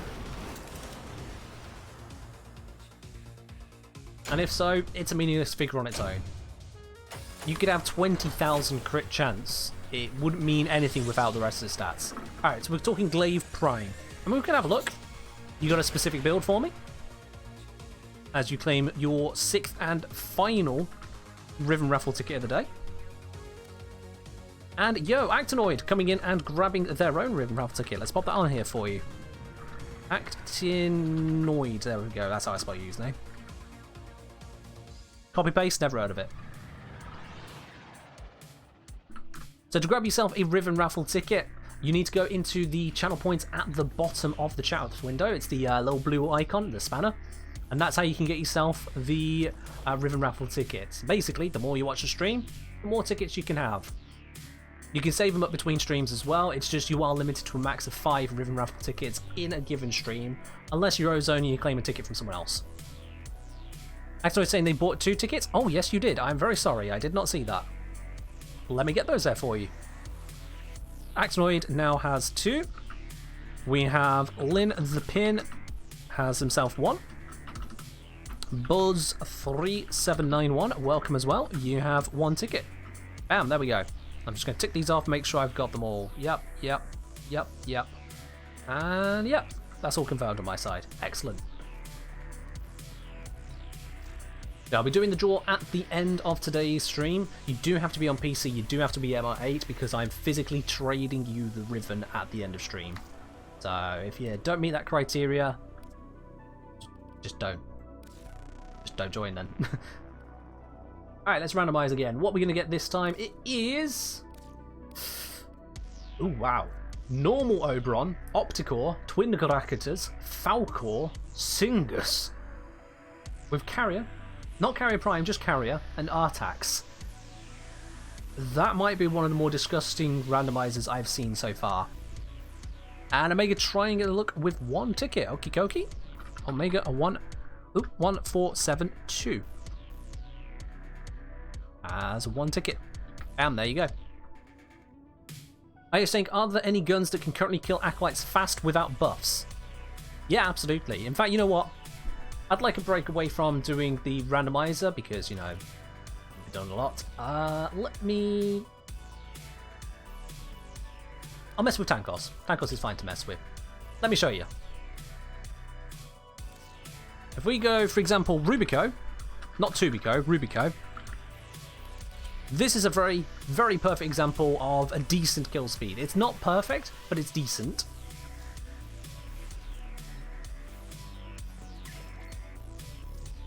Oh, Omega saying, how's this? I'll have a look at that in just a second, Omega. We'll jump through on Ayesh's question here first. Ozone, I'm going to drop the squad from this one just so I can do this real quick. We'll get an Acolyte and then get out. So, sorry I'm ditching you right now. Just going for demonstration purposes. And let's, you know what, let's go to Mariana. Not Marinara, that's a sauce. We're going to Mariana.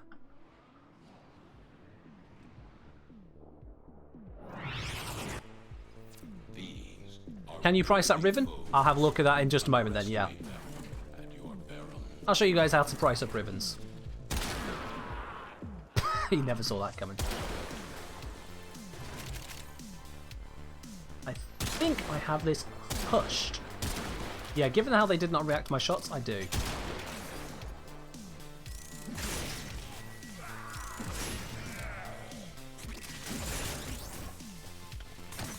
So let's get a Acolyte to spawn, and then I'll show you why I say the Rubico Prime specifically, is a good example of the kind of stats you need to quickly dispatch them. Not perfect, but he'll do it quickly enough. It sounds so loud? Yeah. I don't know why D never implemented a silenced sound for weapons which can be silenced, but they didn't. So, go figure. I would like silenced sounds for silenced weapons. It would be a very nice addition, but we don't have that.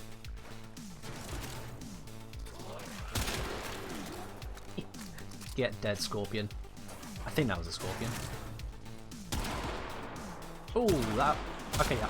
So, some of these, the Elite Lancers, they're actually resistant to this weapon because they have alloy armor rather than ferrite. But the ferrite ones, they are very easy to kill. Yeah, some silent weapons are still very noisy. You're very right there, Archangel. At the moment, Actinoid, I'm just waiting for an Acolyte to spawn to demonstrate the Rubico versus Acolytes. Because as far as guns go, I mean, snipers are designed to take out high priority targets. Corrosive for Acolytes, absolutely, yes. So Acolytes are very resistant to status effects. They only take a max of 4, which rules out status kills. So instead you want to use the damage type, and Corrosive works there. Like I mentioned, the Viral versus Corrosive build, I didn't call it Acolyte specifically. That was a mistake on my part, to be honest. But I did mention that if you are facing a status-resistant enemy with Ferrite armor, then you want to be using Corrosive instead. If you use both, I mean, yeah, a single block of Viral will still do you wonders. But mainly you want the Corrosive. Just want one to spawn. We're only halfway through the mission-ish. Thank you for the shiny. And as you see, Glaive is a ridiculously powerful weapon. I've got no ammo issues whatsoever. Not caring about who I'm targeting, I just kill. And this is unfair. They're not even nerfing this. No, sorry, I take it back. They are nerfing it slightly. They are slowing down the heavy throw. So it's going to take a little bit longer for me to do that. A little bit. Not much. 4 slash as well. Oh yes. The Glaive Prime is ridiculous because of that 4 slash. If any enemy survives the heavy attack explosion, they take a guaranteed slash proc. It's mad. Alright, where'd you go? Where'd you go, you little one? Not you. No one wants you. I like watching Scorpions die. They are the most annoying unit in the game. Not even Ancients annoy me as much, even though Ancients are actually worse. Scorpions, they're just everywhere. They are absolutely everywhere, and I hate everything about them. And can the Acolyte please spawn? I'm about to finish killing all the enemies. The enemy is broken. Well done. Now get to extraction. I was saying, technically a high status weapon with uniform damage distribution could still work for condition overload. Yes. Yes, a high status weapon still works for condition overload purposes. Absolutely. Because they're status resistant, not status immune. They take up to 4 procs of each proc, rather than just 4 procs total.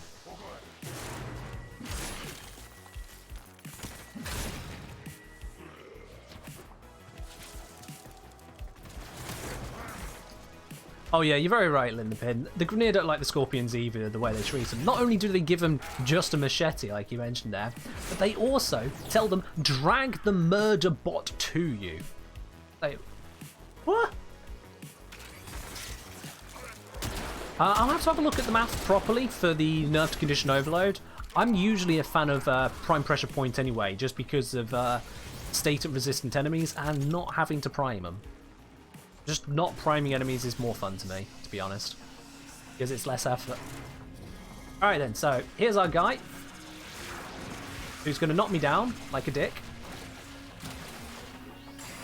I'm going to try not die to him here, because otherwise I can't demonstrate this. Would you... Excuse me a moment. Technical difficulties.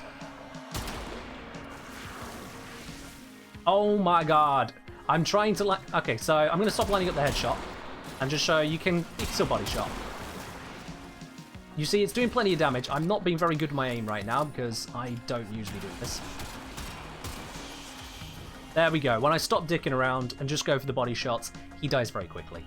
Yeah, that was a slightly annoying one with the whole Hydroid dashing every 3 seconds. God damn. I got blinded and they all ran away. They blinded me and ran away. So yeah, Slash is not quite viable against the Acolytes. You can get 4 Slash procs on them. If you're using a high attack rate weapon, you're going to get 4 weak Slash procs and then you're done. Part of what makes Slash work so universally is that it can scale indefinitely if you get more and more and more and more and more procs onto them. If you're limited to 4 procs, those better be some damn good procs. Glaive can get some decent ones onto there,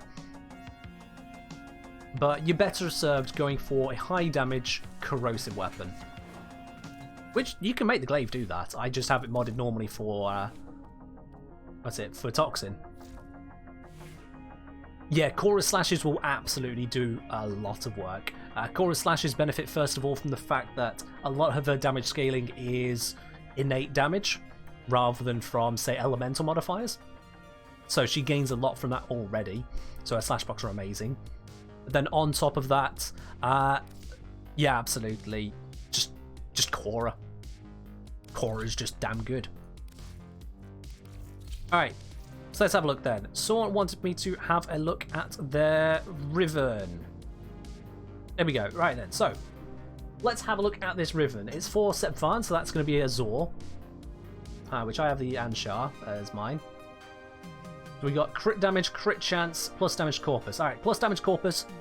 That's a waste of a stat there. That's effectively a negative stat. You don't need plus damage to corpus, and having it is weakening these, so that's already not off to a good start. What kind of actual stats are we looking at? Because the Riven disposition matters. Let me grab a Sepfan. Was it Sepfan? Yeah. What's Riven disposition on these? It is pretty low. Okay, cool. Yeah, these are expected numbers then. 45% critical damage, it's not a lot. And 101% critical chance, again, not a lot. Have a look at some of the mods we can get here. Already for crit damage, at 90%, 60%. So if you're talking about adding on 45%, you're going to be losing a bit of crit damage to replace one of these. Or you're losing something else such as viral stacking, which is not really a good thing to want to do. As for the crit chance, I mean, Blood Rush, even after the nerf, is still going to be 440%. Sacrificial Seal, if you fully rank it up rather than being cheap like me, it's going to be 220%. That's not a lot. So this is... It seems like it should be a nice Riven. But it's actually not, because your 2 stats are watered down and you don't have a negative to buff it up. So, how would we go about pricing it? That is the real question. And for that, I need to remember how to switch my stream over to looking at Chrome. 1 second. Switch to you, and it's broken again. That's fine. Hello, Anya. How are you doing today? Just trying to get this to once again remember where Chrome is. There we go. All right. So, we want to have a look at prices of existing weapons for Sepfan. That's going to be further down. Sepfan, there we go. So in terms of Riven pricing, first things first, just go to this website here. It's called Riven Market, riven.market. Absolutely amazing website for selling Rivens. I've sold so many through here. This is basically what you want to be using. It's better than Warframe Market in my opinion for Rivens, so just come here. Switch it to within the last month when it comes to pricing, because if they've been up more than a month, there's a good chance the price isn't an accurate price. People aren't buying it. Excel saying, don't try it on your phone? Ooh, okay, never tried it on my phone. We'll take your word on that one. So once you filter by this is just looking at all the Sepfan Rivens. It gives us a starting point. You don't want to sort by age, you want to sort by price in the other direction. Give us the lowest ones first. It's currently not doing that for some reason. There we go. Okay, now you've got 2 possible ways of looking at your Rivens. Either you're selling it based on the stats, or you're selling it based on the rolls. There is no middle ground. If someone tries to say, oh yeah, it's got some decent stats, but it's also unrolled, so you know it's still valuable, they are talking absolute bollocks.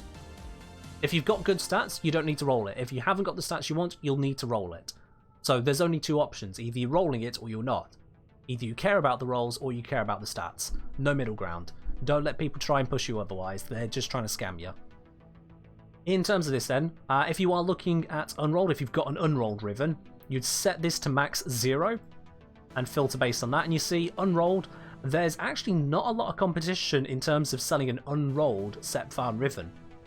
So you might be looking 100, 180, 200 as your challenge, and you see these are all recent ones, so these ones are selling like hotcakes really.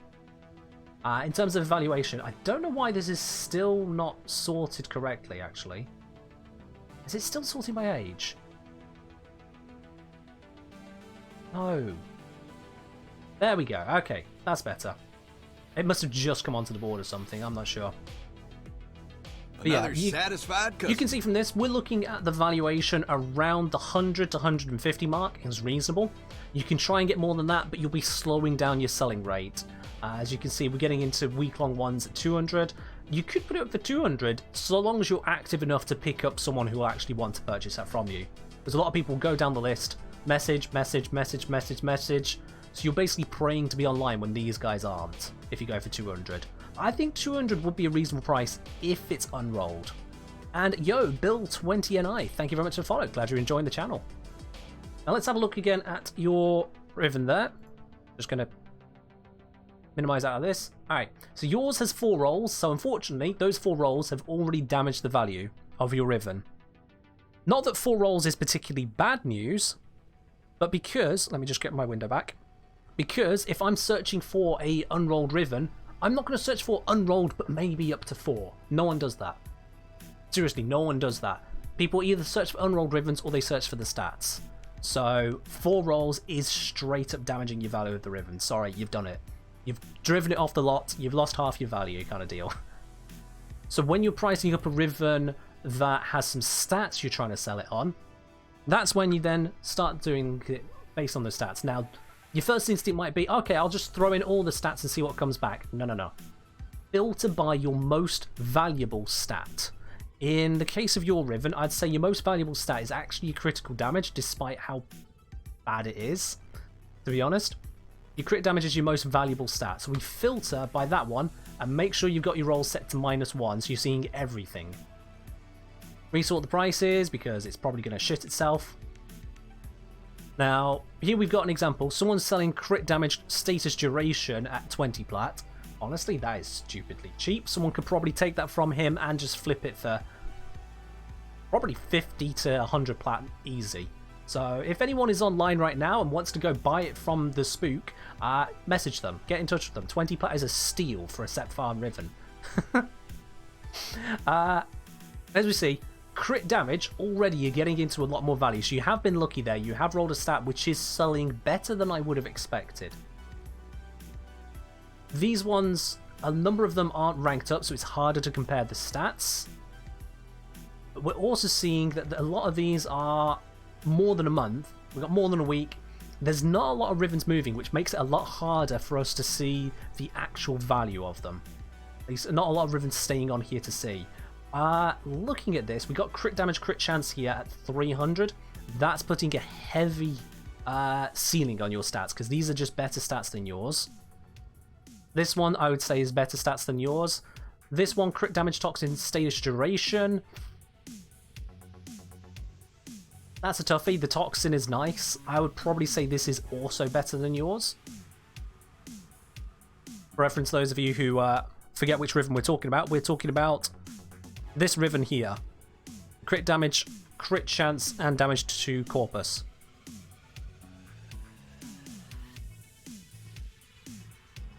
So I would say you've got some serious competition with these kinds of Rivens. This one, crit damage, slide attack, critical chance, isn't as much of a threat in terms of competition. So they're all hanging around the 300, 250 mark, these ones here. Granted, they're a month old. I would say if you want to sell it quick, if you price yourself at around that 200 to 250 mark, you should sell it reasonably quickly. Certainly if you're advertising on websites like Riven Market. if you want to really push, you might be able to get to that 300 mark, but I doubt it, to be honest, because we're seeing a 300 that's not moved, and we're seeing a few others in the area which beat you as well. So yeah, your particular Riven, I think in terms of pricing it, you'd be reasonable in saying 200 to 300 platinum, which is a very nice result, having researched it. I did not expect it to be this much. 200 to 300. Your plus damage to the corpus will put some people off, but it's not the end of the world. I think you've got a decent one there. And that's how you price them. It is a bit involved for anyone who's just looked at that and gone, why would you put in that much effort? But that's how you price a Riven, because Riven pricing comes down to what are other people going to pay for it. You have to do your research. Otherwise, either you're overpricing it and it never moves, or you're underpricing it and you get scammed effectively. You scam yourself. Don't do that. Don't scam yourself. But yeah, nice enough Riven. Shame about the rolls. It's not the greatest, but then you've somehow gone to stats which it might actually get you enough value from someone who doesn't do the math like we do, doesn't do the comparison, just sees, oh, crits, yes, win. Some people are like that. Profit off them. It's the best thing to do. Bill 20 saying, how much would attack speed range set farm sell for? Yeah, that'll sell for quite a bit more. Definitely more. Range is not the easiest stat to fit onto a build, so that's a great thing to have. And attack speed is just a great thing, so yeah. That's a very valuable Riven if you got one of those. Let's see, I was saying, is my plus damage plus slash minus impact Minwan Riven good to sell? Minwan, isn't that an impact one? Minwan. Oh wait, no, it's just, it could still be impact. No, it's mostly slash. Alright. Plus damage plus slash minus impact. Now the plus damage, honestly, it's not that great. We've got condition overload, we've got prime pressure point. That's some seriously heavy competition for your plus damage. So maybe not too great. There you go, sent a DM with the glaive build. Where did you send the DM? Because if that is on, or even if you sent that. Oh wait, that's not Omega, that's Ozone. Sorry, I mixed up names. I saw the letter O and stopped reading, apparently. I'm an idiot. So I'll have a look at that in a moment. Sorry, my bad. But yeah, Ayush, damage slash impact. Slash is nice. It's not going to increase your slash procs, just make them more frequent. Plus damage, you're struggling against prime pressure point and overload. So that's a bit tough. And the minus impact sounds nice for making the slash happen more often, but I wouldn't say it's that big of a deal, really. Looking at this stat distribution, not with those other stats. The minus impact would be nice on really good stats. If someone had, say, crit damage, range, that kind of thing, attack speed, and the minus impact, then it would be doing well. But not with those stats, so yeah, I think you can do more with that Riven, Ayush, if you're looking to roll it. Then I'd look to do more on that one, honestly. Alright, Ozone, let's have a look at your Glaive Prime build. Let's see what we got here. We have got Drifting Contact, Shocking Touch, yada yada yada. Glaive Prime. Okay. Walk me through, Ozone. What are you trying to use this weapon as? Am I playing windowed borderless? I think so, yes. I think I am. Yeah, I probably am. I'm looking at this build, and I'll be honest, it doesn't quite make sense to me. It's a combo crit build.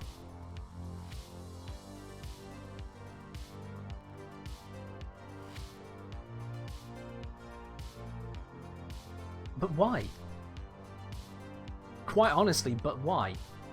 Glaive Prime doesn't do amazingly. I mean, it's still damn good, but it doesn't do amazingly as a combo built weapon. Big numbers are fun? I mean, why are you asking me to review your build if you just want to play big numbers are fun? Come on, I'm the maths guy. If you want to talk about feelings and it looks bright and red, I don't know, find another stream.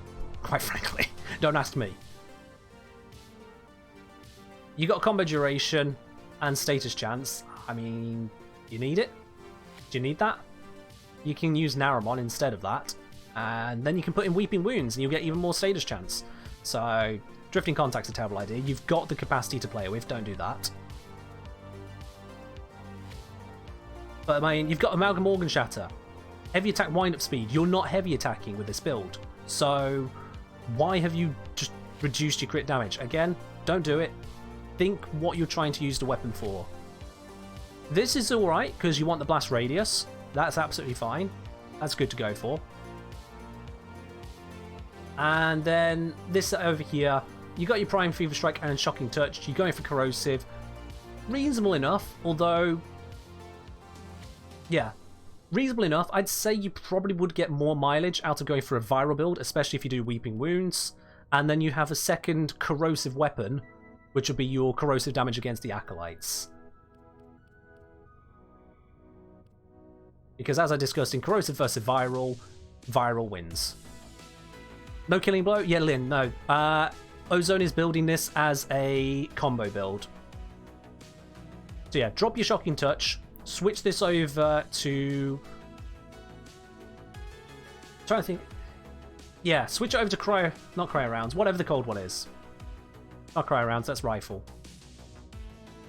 Whatever the cold 90% mod is. I've forgotten the name of it, switch it to that one. Switch this out to Weeping Wounds, switch this out to normal Organ Shatter, for the love of God.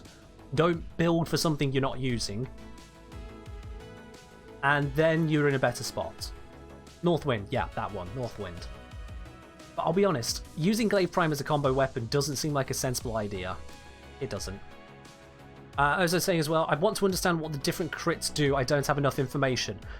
You're overthinking it. If you're saying that, you are overthinking it. Here's how crits work. How can I bring this up on screen easily? Do I have... alright, this might break the stream. Bear with me.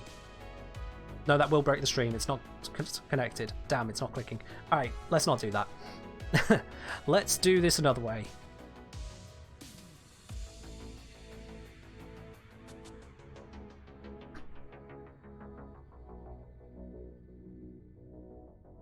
Let's add a window capture.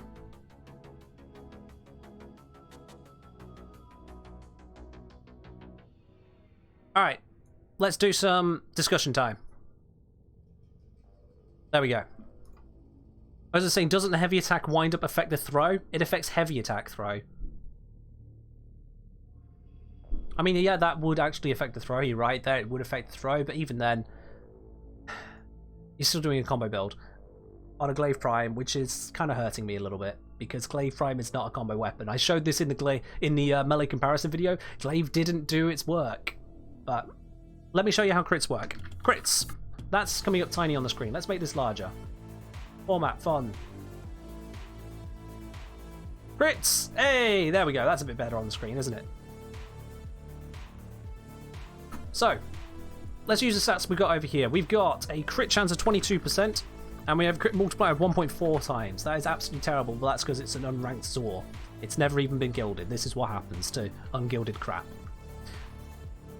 So, 22% means you're going to land a crit 22% of the time. When you do so, you get 1.4 times the damage. Everyone understands that innately. You can just read it and understand it, right? So, 78% of the time, you do 1.0 times damage. 22% of the time, you're going to do 1.4 times damage. Now this is where you can see what the math actually is.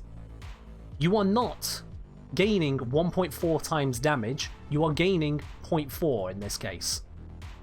So if you want to understand your actual crit gain, your gain is 1 less. If you have a 2 times multiplier, you gain 1 times extra damage per crit tier. If you have a 3 times multiplier, you gain 2 times per tier. So if your crit chance wasn't 22%, but it was 122%, you would then have a 78% chance of gaining 1 lot of 0.4, and you have a 22% chance of gaining 2 lots of 0.4. So this isn't now an orange crit. And you see, if we somehow went to 222%, we'll have 2 lots of 0.4s and 3 lots of 0.4s for these two respectively. This is now a red crit, and this one up here is an orange crit. So someone could get a 222% crit multiplier. They're like, oh my god, look at this! This is amazing! I'm getting red crits! and they're doing 2.2 times damage. They're doing just a little bit over double damage, but it's red crits. And now you see why red crits is not the be-all and end-all. Red crits on a crit weapon? Hell yes! Now if we instead had a base multiplier of 5 times, which is, by the way, the base you get on the Kuva Nucor, 222% on that then. Oop, got something in my eye.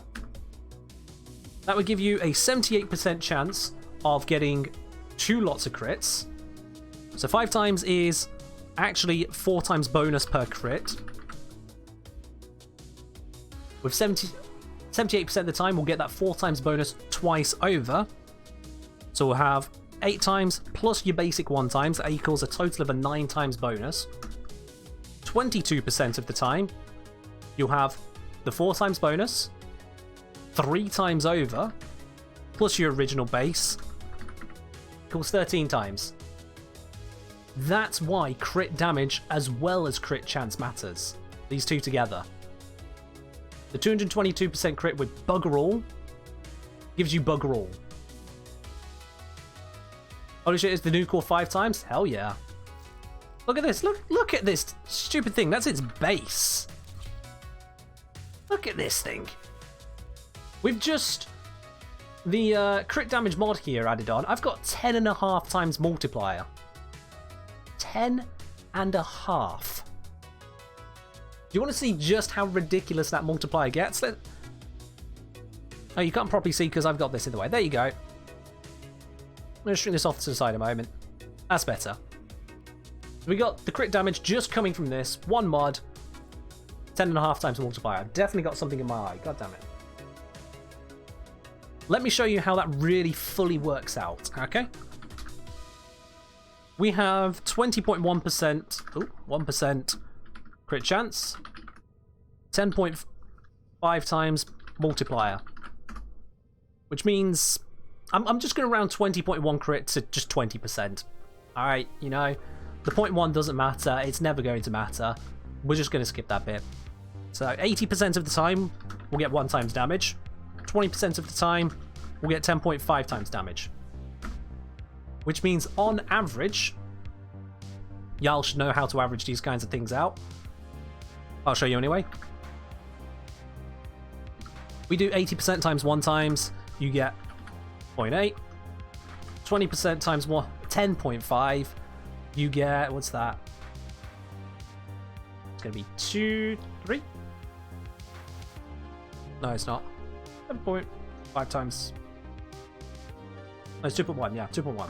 Of course. So that gives us a total of 2.9 times on average. So the Nucor, with its base stats that I've got there, is going to give us a 2.9 times average multiplier to our total damage. So already, that's good. Oh yes, Ayush, you know exactly where I'm going. You already know where I'm going. Oh man, just get that out of my eye again. So, every one of you who are familiar with various different buffs, you see where this is going, okay? 2.9 times is our average, just modded average. Okay, let's just sit that there. We'll change these calculations as we go through. Let me introduce you now to a very powerful thing I use on a number of my frames since I got it. And that is called Arcane Avenger. On damaged, you get a 21% chance for 45% critical chance for 12 seconds. Okay? So, when that procs, this is no longer 20%, it doesn't go up by 45% of base. Arcane Avenger is a direct absolute buff. So this is now 65% crit chance. So we now have a 35% of only 1 times. That is 0.35. And we have a 65% chance of 10.5 times. Which, if we just do the quick math on my calculator, because sod doing mental math, that is 6.825. We add those two together. Avenger now gives us a total of 7.175 times. 1 arcane, if you get hit and it procs, and for frames like Lavos, for Valkyr, ones which can take a lot of hits, you will basically always be proccing that. we've just gone from nearly 3 times multiplier to over 7 times. We've more than doubled our damage with a single arcane. Now let's get spicier. Are you familiar with the Adaza Kavat? Oop. If we just go into our companions here, if I find myself an Adaza Kavat, there's the one. It has this one here. Adaza Kavat grants 60% increased critical chance for 10 seconds to allies within 25 meters every 20 seconds. You can enhance that with Tech Enhance to make it 13 seconds every 20. So that's a significant buff. It's not going to be always on, but you'll get it frequently. And when you do get it, on top of Avenger, this 65 is now 125%. So we now have a 75% chance of only getting 1 crit. And we now have a 25% of getting a double crit. Now you remember how you work this out? Our actual bonus is 9.5. 9.5 times 2 is 19, plus our original 1, we're up to 20. So our yellow crits, which we are now guaranteed to get at least yellow crits, is giving us 875, sorry I mistyped.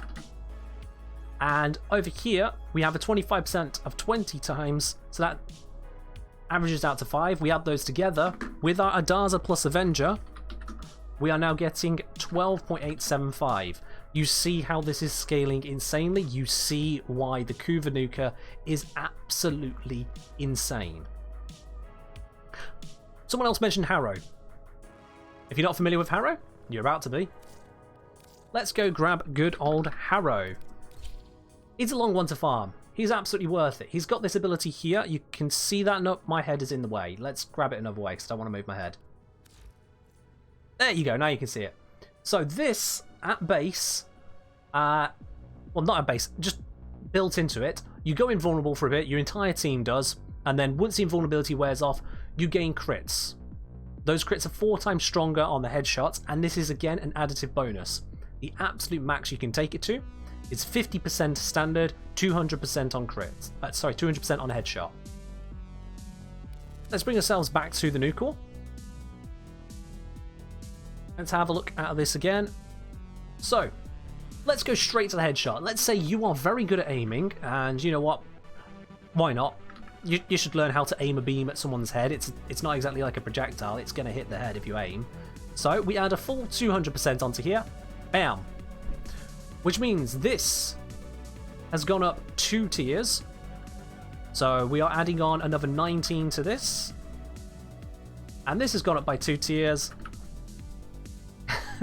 Which means this one is now, let me just grab my math, times 29.5. This is now 22.125 times. And this, 0.25 times 39, 9.75. For a total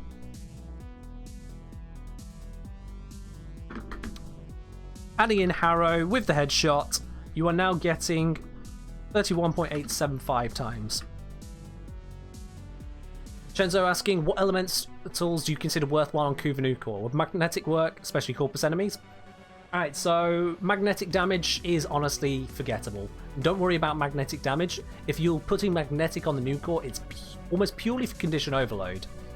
The status effect is pretty ignorable. You don't need to worry about it for 99% of content. You could do Toxin instead and just bypass their shields, for example. So, you know, you don't need to worry about their shields. So, if you are looking to do a status new core, you can go magnetic. Alternatively, you can go impact and use hemorrhage. So you're going to get impact and slash. You get 2 statuses, but it's going to cost you a mod slot.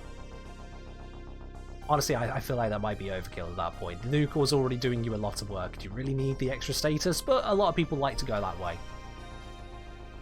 Alternatively, if you want to go more damage focused, you could go for heat. So I'd say the 2 really would be magnetic for condition overload priming, or heat if you want to go for pure damage. And it's good damage on that heat. You know, the Kuvanuka's got damage and status behind it, as we can see here. Heat stacks very nicely with itself.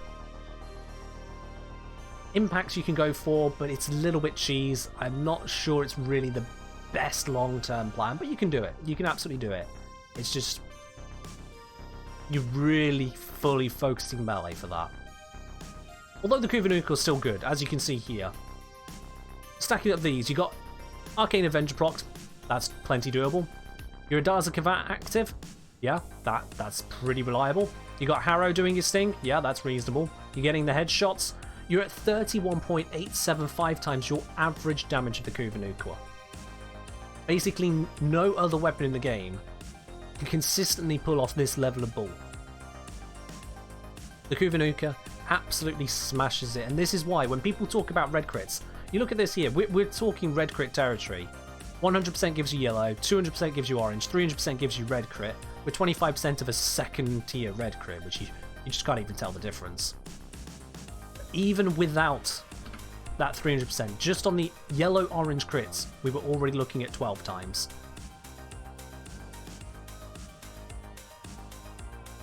And yes, you're very right, X-Out. You are very, very right. Although, if I can just take a moment to say, yo, that just popped up on the notifications there. Someone just grabbed something from the store. Thank you very much. I didn't quite catch that notification in time. Let me see if I can bring that back.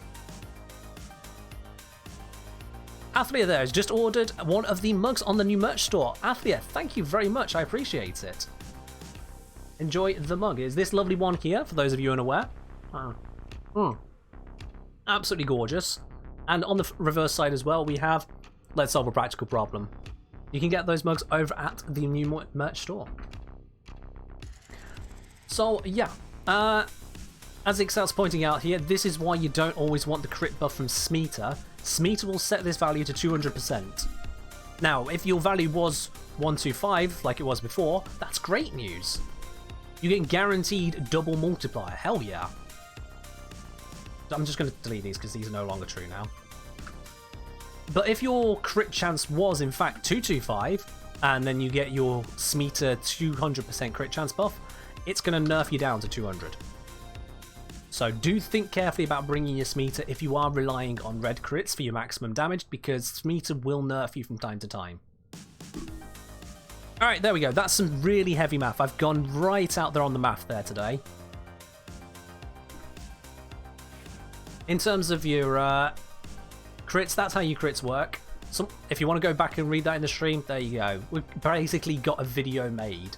I might just upload that to the YouTube channel. There you go. We've done the next video on how do crits work. But yeah. Alright, you know what? With all of that, let's randomize this loadout again. Because we were in the middle of doing night waves, weren't we? We were absolutely in the middle of doing some night waves. I should probably have a look. What build did this just give me? We've got the Zenith again. We really want the Zenith again. I was saying, can you repeat the Smeeta nerf? Yeah, sure. So, what's the way of doing this? Let's just bring up the notepad again. Why not? So, Smeeta Charm. One of the things it can do is set your crit chance, I'm just going to put CC for crit chance, to 200%. Okay? Now, for a lot of weapons, if your CC is below 200%, you're laughing. You've just gained loads of crit chance for a short period of time. So, what is it, like 30 seconds? Excellent news. I've misspelled your. There.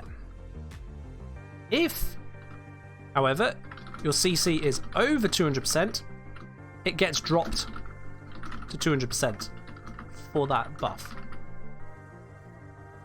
This is what happens. This is why you need to basically be a little bit more careful in choosing Smeeta, and just be aware that Smeeta absolutely can do you over. If you've got a very high crit build, Smeeta's going to be doing you in. But only from time to time, and if you're using Smeeta for loot, it's possibly still working out in your favour, but yeah. That's what Smeeta Charm can do from time to time. If you aren't using a high crit build, and this is basically saying if you are not getting red crits, because you only get red crits if you're over 200%, if you're not getting red crits, Smeeta doesn't hurt you. But if you are a red crit player, then yeah, Smeeta Charm will occasionally nerf you. You'll notice this especially with builds like on Cora. Cora is very easy to get over that 200% threshold, and so she does get nerfed by it. Alright then. And yo, Pazak, thank you very much for following the channel. Glad you're enjoying yourself. And Leon Torres said, hey, you're right, the melee changes were not so bad. Told you. Told you, they weren't going to gut melee that hard. They absolutely were not going to gut it. Now, we've already modded the Zenith, so we know that's okay. Ocucore. Oh no. Okay, well, we've got the Ocucore there. It's a thing. Plasma Sword. Oh no! Oh, there's no mods whatsoever. Okay, we've already done an unmodded melee and shown that works, so I'm just going to mod it to have a little bit more, you know, fun. I'm just going to do this, prime reach, prime pressure point, and let's get some attack speed up in here, shall we? Do I have a quickening? Quickening. Yeah, there we go. I don't want Berserker. Quickening will do. And the crit chance is okay, but quickening will do.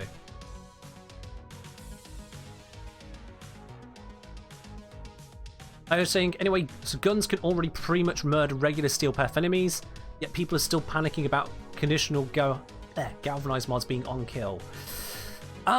Yes. The reason being, Ayush, is that while some guns can, very few are actually particularly viable. I showed you the Rubico, but that's a sniper. That's literally designed to take out individual strong targets. You saw it wasn't exactly meta in terms of its kill speed. You get a lot of your weapons and they are terrible. Terrible on the steel path, struggling in many cases. So the on-kill aspect of them, you've got to remember it's not just on-kill, it's on-kill and then for a timer. Once that timer runs out, there goes your buff again. It's not like a Blood Rush or Weeping Wounds, which constantly stay up because you constantly have your combo. It just runs out. So if you don't have that kill rate, you're always going to be a little bit lacking. I think people may be a bit over-exaggerating, but then you'll find grognards everywhere. I love that word, grognard. But yeah, there is definitely a conversation to be had about the power difference between primaries, secondaries, and melees. Which do you find you addressing? And having it be on kill on the seal path, certainly on headshot kill, that is going to be limited. That is going to be a bit more limited. Leon saying, not sure if I should keep using condition overload or switch to prime pressure point. To be quite honest with you, I actually really like prime pressure point.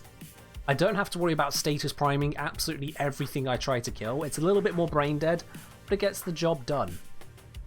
Condition overload under the new setup, you'll need 2 statuses just to get up to prime pressure points level. 3 statuses, then you're past it, yeah. 3 statuses or more, obviously you're going to have more damage in you. But it's not necessary.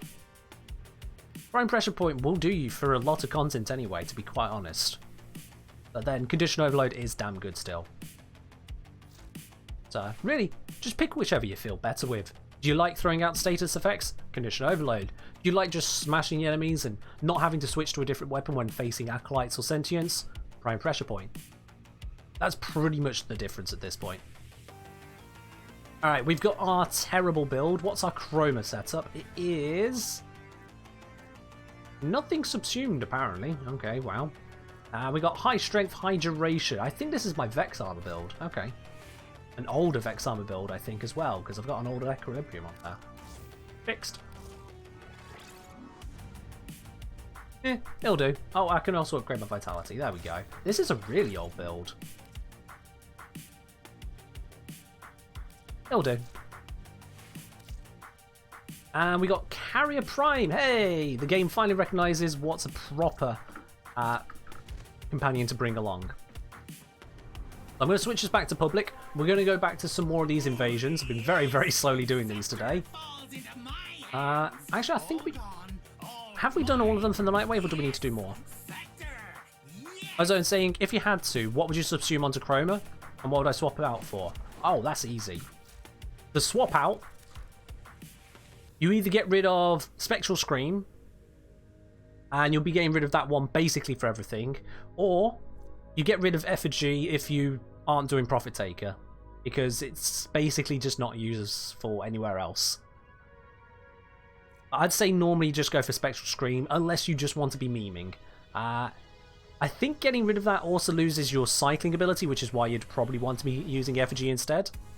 Those are the two to look at. I think, actually, yeah, if that one is what you tap to cycle through, you might want to just get rid of Effigy instead. Yeah, get rid of Effigy because they've changed Spectral Scream to be the element switch. As for what you'd put onto there, the world's your oyster, really. With Chroma, depending on your build, you're probably going to have good duration, range, and strength if you're going for any kind of Vex armor play. So you can go for it. Nearly anything. I would suggest, honestly though, with Vex armor usually being the go-to for your damage buff, if you put on Raw, you're getting damage and damage. It goes through the roof. Chroma looks a lot beefier when all white. He does certainly carry a bit of power with him, doesn't he? I got myself an ice dragon.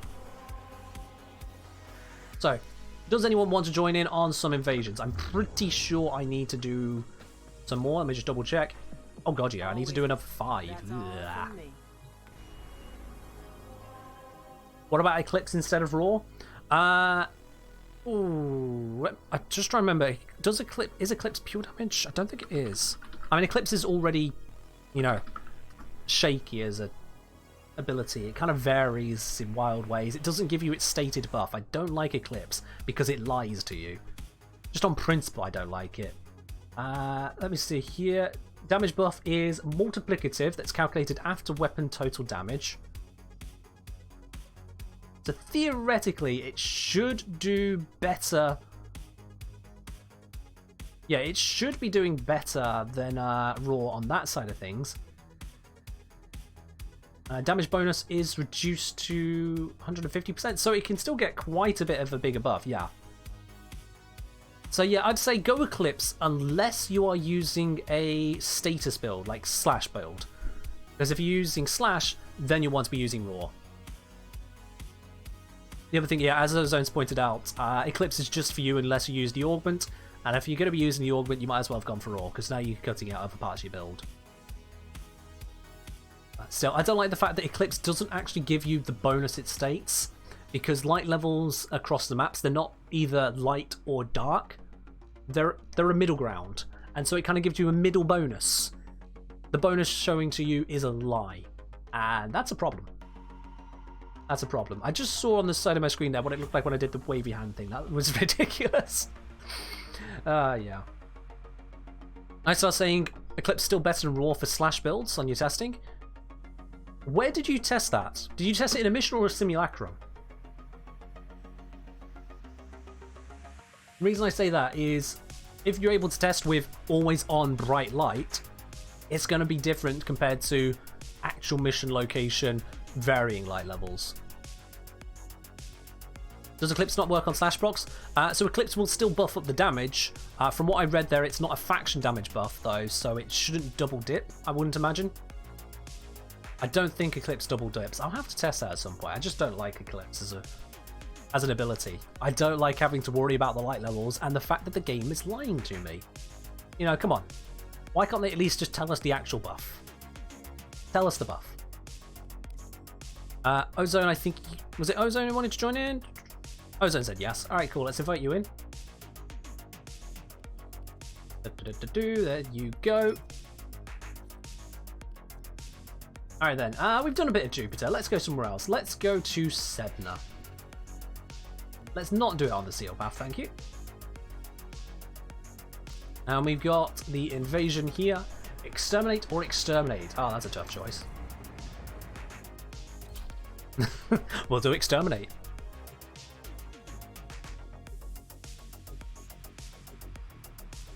There we go.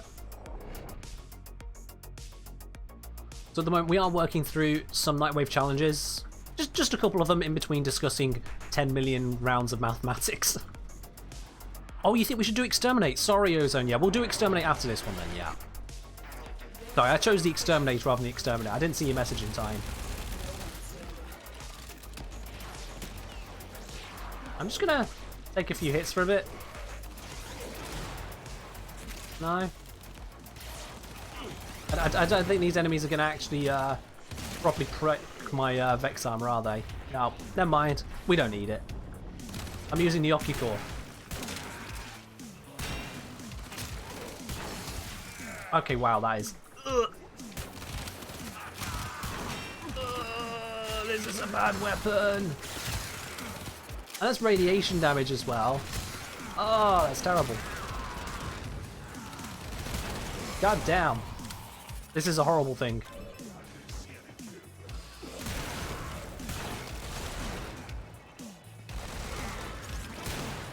There's some more weapons that... Sorry, more weapons, more enemies that aren't dead! Ozone! Follow yourself, not me. Fuck's sake.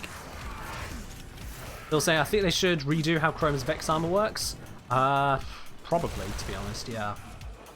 But I don't see that changing anytime soon. I swear to God.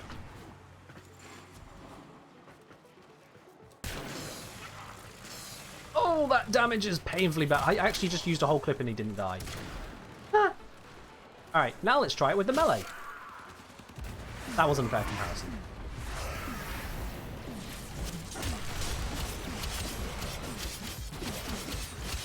Okay, that's an Arson Xmas, and it's level 53. We are actually at the point where mods actually begin to matter. So, yeah. Oh, I'm getting stuck on the wall. Hello, Mr. Goodinier. Do you want to die? Yes, you do. Good. Yeah, maybe dicking around on Sedna was not the best idea with these barely modded weapons.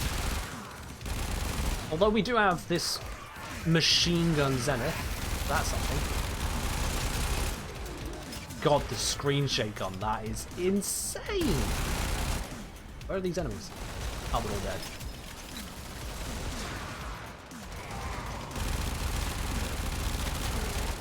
I can barely aim. What is this?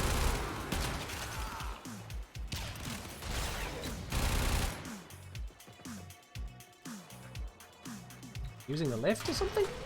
Alright. I mean, don't need to. Oh, maybe I did. Another satisfied. There we go. Alright. Oh, why did I choose to randomize this setup again? Why, oh why did we do this? Can we go back to the riven mouth? The riven mouth was not as painful as using these bad weapons. But yo, Ansley, sorry, Ansi Day, thank you very much for following the channel. Glad you're enjoying yourself.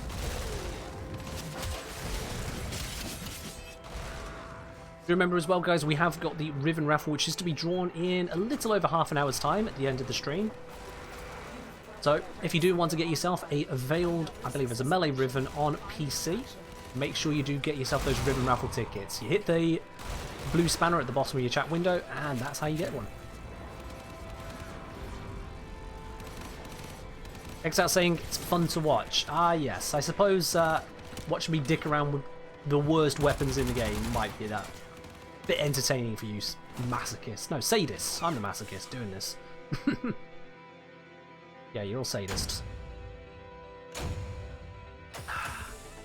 At the very least, it's some kind of schadenfreude. Not to worry, we'll just randomize and get, you know, a god build. That'll be fine. Let's see what randomize will give us next when we go into an extermination. Oh! Ozone has decided, out of everything, we're going to be using Nyx. Okay, I'll randomize loadout and then switch to Nyx. Nyx is actually a good frame, so we can make that happen. Yes, I said it. You may not believe it. Nyx is a good frame.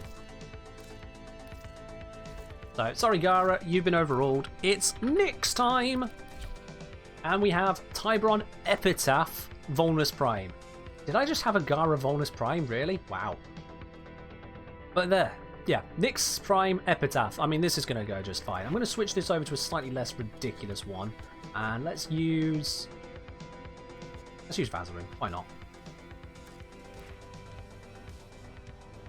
Yeah, Nyx is underrated. She's not the solution to everything, but she does solve a lot of problems, and I'm all about solving problems. But this is the default build I've got on her at the moment, which is making use of this very, very, very, very, very nice mod, Assimilate. those of you unaware, it makes where when she's using Absorb, she's not only invulnerable in that little bubble she creates there, but she can still walk around, albeit slowly, and still fire all of her weapons. So she is basically immortal. It just is. Until her energy runs out, but at 638 max energy and 1 energy per second, I think she's fine. She's got quite a bit of invulnerability time. So long as you don't need to be going anywhere in a hurry, she's gonna do you good. She is gonna do you good. In terms of this build, there's not really any changes I want to make on it at this time. Obviously, if I formed it, I could probably get more power out of it. If I finished leveling up this mod, that'll be more power. But this no form and Nyx Prime will still do you reasonably fine. Now let's have a look at the weapons. I know the Epitaph is well modded, so let's have a look at Tiburon. Okay, and let's have a look at changing Tiburon, shall we? That will do. Let's put on Split Chamber instead, and let's get thermite rounds. Why not?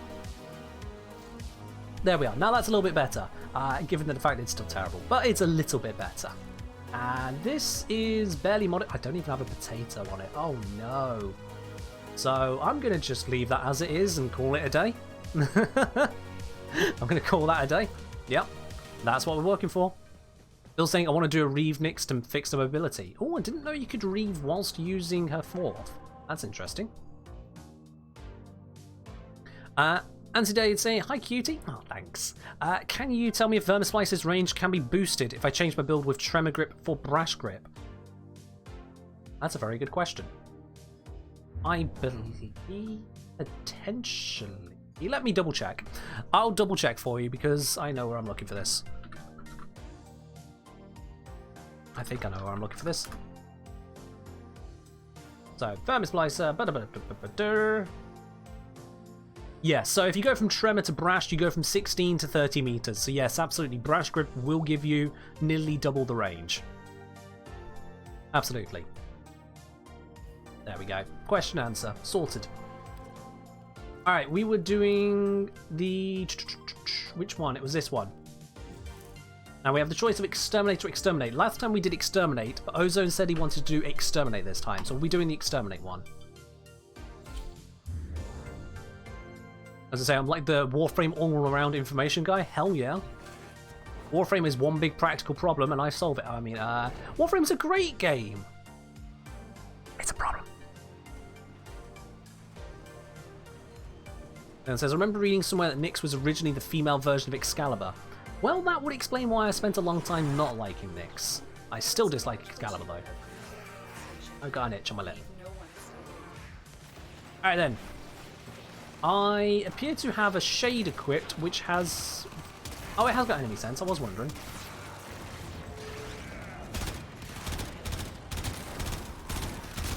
Well, that's a bit painful, isn't it? Let's use the Epitaph instead.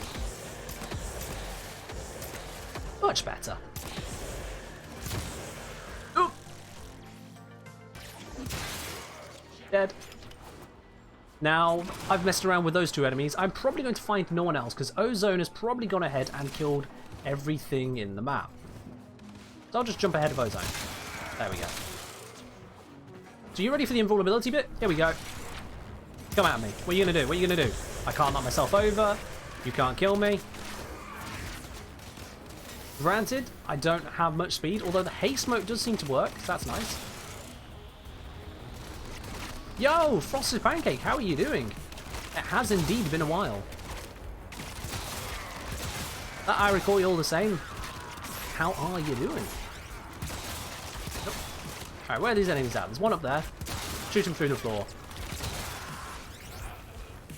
And once you clear the area, you see I'm using basically no energy to stay alive like this. We just pop that. And added bonus, for the next 8 seconds, I have a damage bonus as well. I'm not using that damage bonus, but you could have one if you really wanted. Look at that guy. Trying his very, very best to hide around the corner. Unfortunately, we are basically psychics. We know where they are. God damn it, Ozone. Oh, dead before I could properly hit them with the hammer.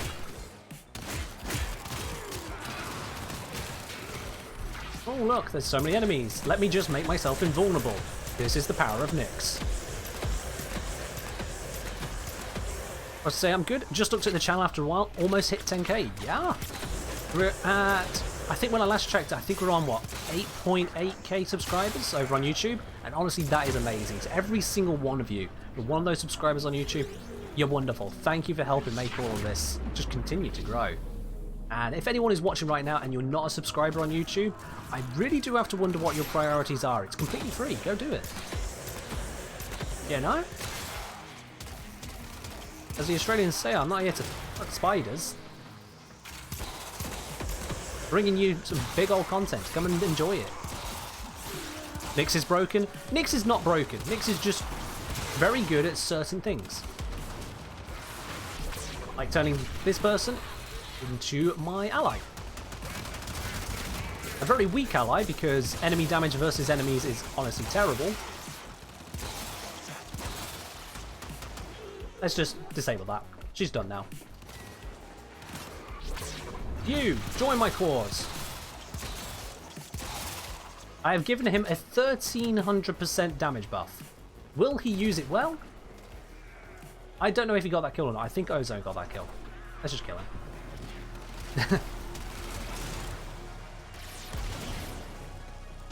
Ooh. Oh, I was going to take that one, Ozone. You killed them all. Alright, we're doing the next mission without Ozone because I cannot actually try and dick around with Ozone around. Let's grab you. Giving it a 900% damage boost. Let's see what it can do now. Can it kill them? Actually, yes. Slowly, but yes. Okay. I'm reassessing that slowly. That is very slowly. Never mind. Let's just explode.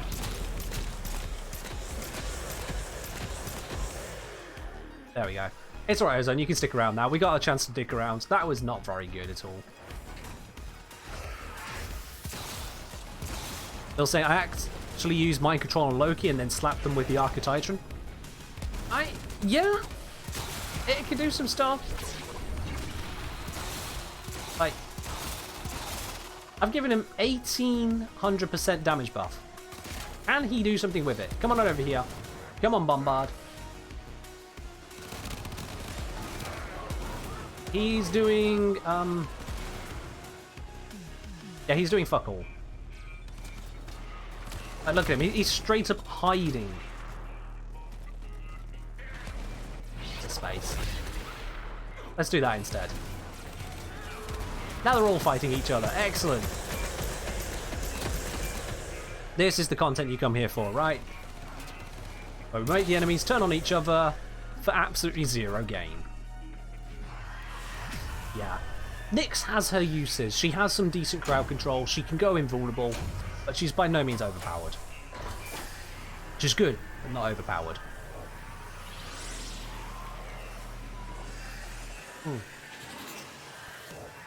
Also, thank you, Wisp, for the giant beam in my face as I leave. Okie dokie. Let's have a look at Reno. What is this, first of all? We have a message.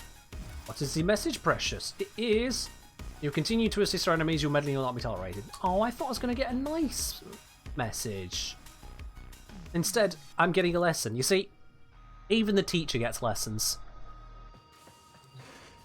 Okay, Bill has chosen Hildren as the next one. Alright, let's randomize loadout and then switch over to Hildren. We'll go randomize. Bada bing. Sorry, Grendel, you've been overruled. You're not allowed to happen. It's Hildren time again. And we have the Panthera, not the Panthera Prime, just the standard Panthera. Telesec Bolto, Skiajati. Giles has come back again, and he's got Sweeper Prime. Okay, Giles, you need Fetch. Or Vacuum. Alright, you want to see me use Hildren? Alright. I'm tempted to use Hildren incorrectly. Just out of malice. I'm tempted to use Hildren incorrectly. In fact, you know what? I am going to use Hildren incorrectly. Let me think about this carefully. Yeah.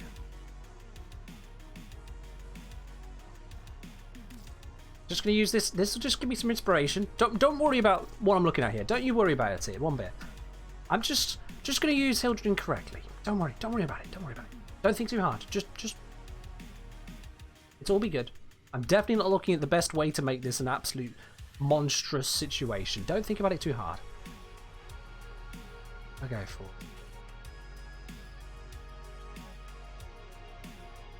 Alright, Flexathon. Max armor and vitality, of course. Hello, Ashitagi. How are you doing? And yeah, I think I have a build for that, actually. Did I have a build for that? Was it this one? Oh yeah, this was just the pure tank build, wasn't it? Seeing if I could just go for absolutely no damage taken whatsoever. How are you doing at the moment anyway, Ashitagi? You doing alright? Let me think. I was thinking, how can I really mess this up? Yes! There we go. There we go. I know how we can mess this up for everyone. We're going to be using loadout C. I've got it. This is how I'm going to use Hildren wrong, just because you wanted Hildren. This is how we're going to use it wrong. Let me just find the ability. There it is. Let's infuse Tempest Barrage onto Pillage. Yeah, Pillage sounds like a good ability to throw away, doesn't it? Ashitagi saying, okay, bit tired, way too hot. Yeah, it is still ridiculously hot around here at the moment. I've got the door ajar. I usually have that shut, just generally, but I need to have that ajar at the moment because otherwise I will actually sweat out. But yeah, we're having fun messing around with frames and weapons which should not be used in the way I'm using them, because why not? Oh, and we're going to be using Excalibur after this. Oh, that's great. Alright, so we've got this config C. You know what? We don't need redirection. We're using Hildren. Why would we need shields? No. Let's put you on there instead. There we go. So instead, we're going to be focusing on Tempest Barrage, okay? Now, to be able to properly use this, we do need to do a lot of damage. Okay, so, oh, I can't put that straight into there. Oh yeah, because I can do that. Nope, still can't put it on.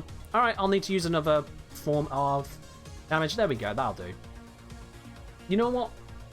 This should do fine. And Arcanes, let's use Consequence, why not? Okay, this is already terrible. We're going to be focusing on using Tempest Bloody Barrage for damage, so I actually hate myself for having done this. But, you know, that's what we're doing. Panthera, is it modded? Is it? Hell, is it modded? What? Why would I do this?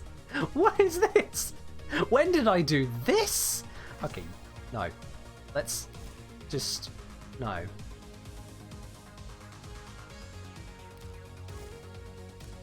There we go. At least we can use viral.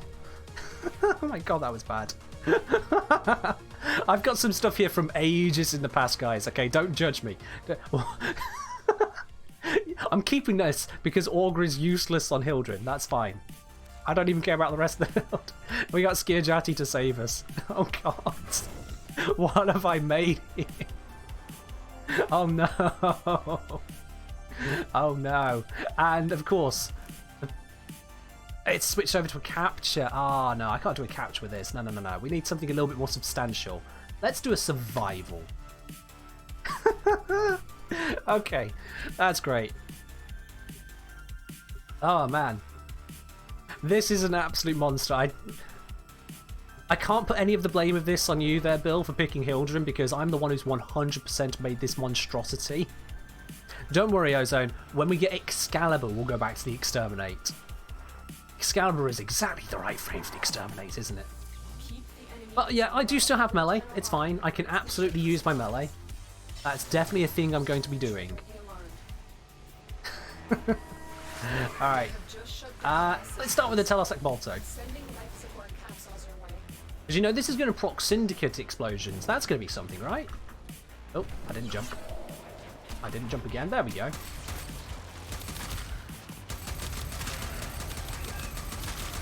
So you see, the Telesec Bolto is basically the best weapon in the game.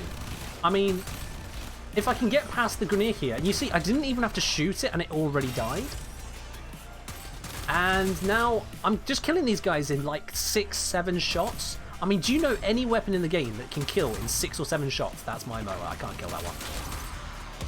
I don't know of any other weapon in the game that can kill in 6 or 7 shots. I mean, clearly it's the best. What's today's theme? Today's theme is we are using random frames, random loadouts to do invasion missions, because why the hell not? I did start off with the idea of doing night waves. Somehow it ended up being this. So, we're making an absolutely mess of this. And in the process, I'm going to just talk shit about the Telos Volta. Okay, you know, actually, I've had to reload twice. Let's use the Panthera now. See, there we go. This, I can kill multiple enemies in one clip, rather than multiple clips for one enemy. So clearly this is a superior weapon. And we can even just hold out this blade. Meg saying... Oh, right, sorry. Omega, gotta leave, and if by any chance I win the raffle, give it to Anya. Alright, Omega, let me update the Riven raffle, switch that to Anya for you. Anya. There we go. Done. You're very generous. Detain you after Excalibur? Alrighty, guys. We'll absolutely be doing that.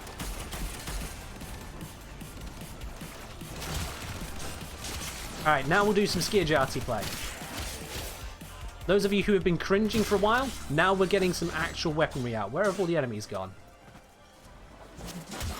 They're probably gone over here with Ozone. We have a backlog? Hell yeah, we have a backlog. I'm going to keep streaming until I get through everyone. So if you end up giving me 20 frames to go through, fine, I'll go through 20 frames. I don't mind. There we go. So this is a much more viable weapon, and that's probably because it has actual mods on it. So now that we've done that for a bit, let's switch over to using abilities. How effective is this going to be? There we go, we got a kill. We got one kill. Oh, wait, that might be the randoms getting kills now. Hard to say. You see, we are genuinely getting kills with this ability. Every now and then. Maybe. Am I actually killing? I don't actually know anymore. Oh dear. Yeah, I don't think I'm actually the one getting kills here. Let's move away from people. Is there somewhere that does not have another Tenno occupying the location? You, Shockwave Mower, pay attention to me.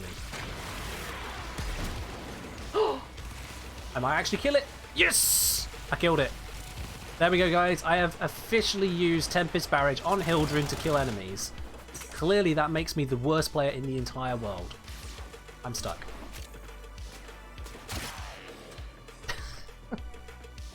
Oh, I'm not even going to fix Hildryn after this. I'm just going to one day, probably like 2 months from now, bring up Hildryn's config C, have a look at it, and actually just lose my mind trying to figure out what the hell I was doing this for. Because that's going to be a fun thing to remember.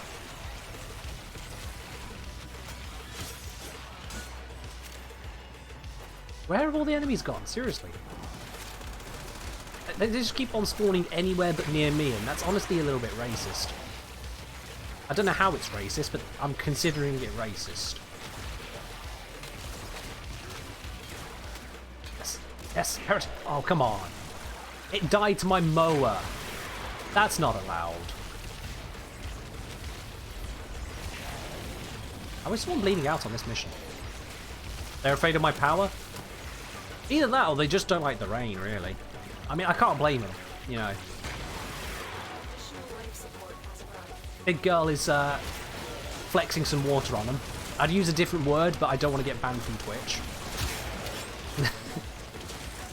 Don't want to make this content too suggestive, no? So I'll just keep on dropping the bathwater on them. Let's go with that. We'll go with that instead, yeah. Making sure the corpus are nice and clean. Because that's what you use the bathwater for, right?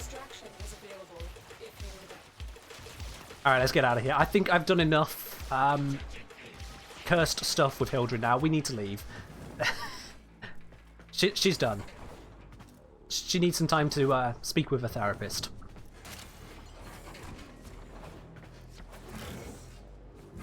So that is how you use Tempest Barrage on Hildren to act like a complete moron. How much damage have I done? I've only got 86 kills. Somehow that puts me the second highest for kills.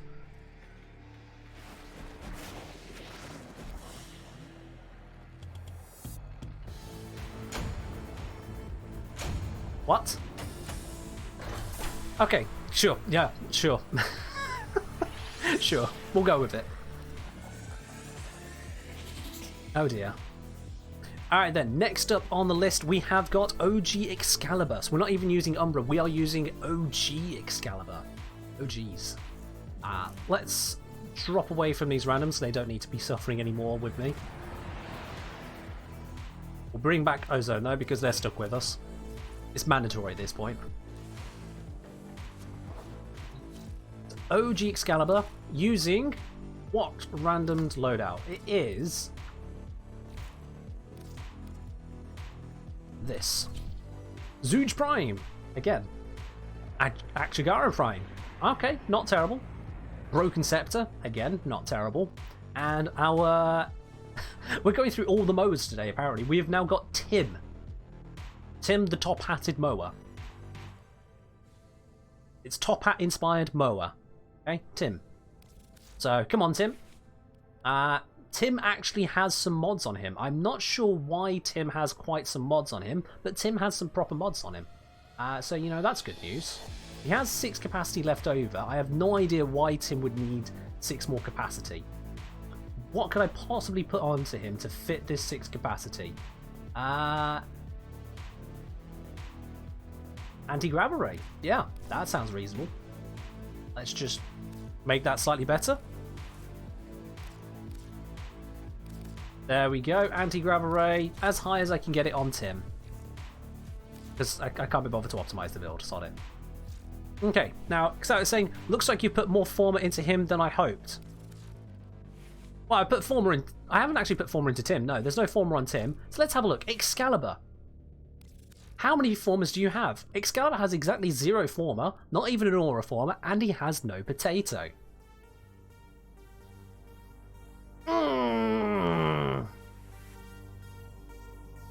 Oh boy, you've found one of the only frames I have that has no potato.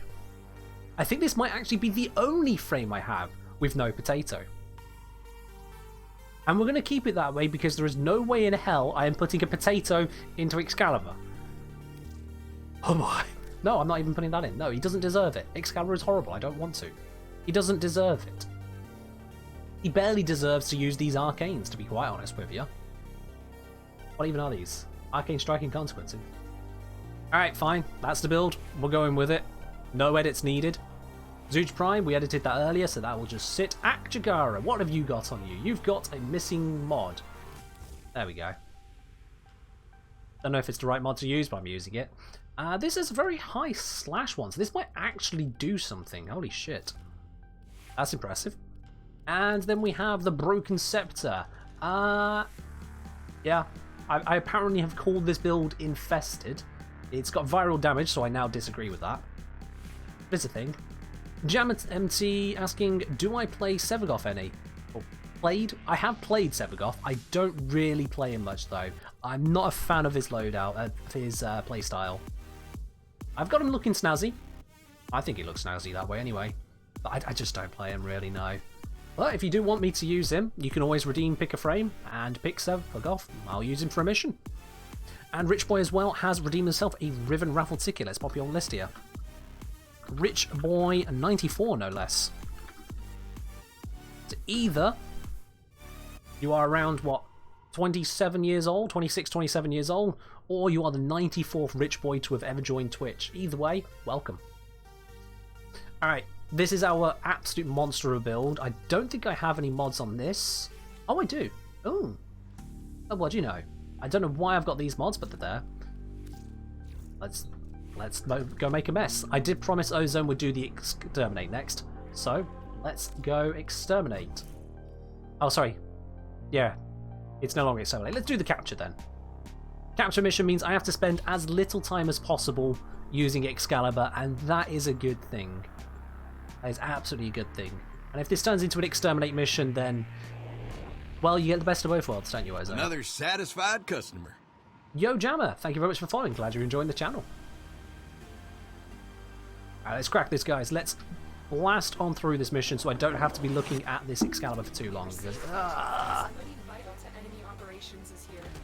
and because you've already used Zuj, I'm going to use Actagara. Wait, is he? No, that's friendly. These guys are the enemies now. God, that's confusing.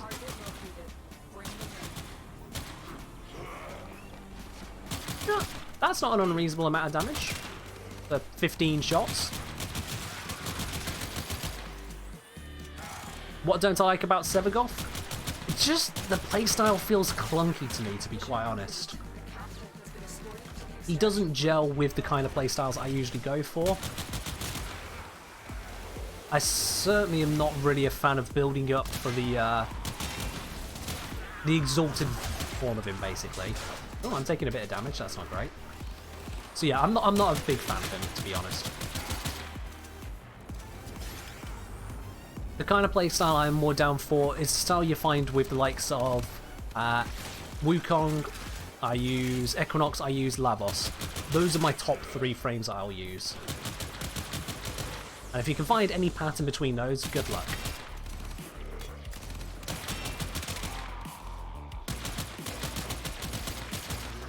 Alright, that's enough Actagara. Time to use you. We should be just going for extraction, but I'm going to use the weapons a bit. Give them their time to shine. We've got exploding crossbow. I think we used earlier anyway.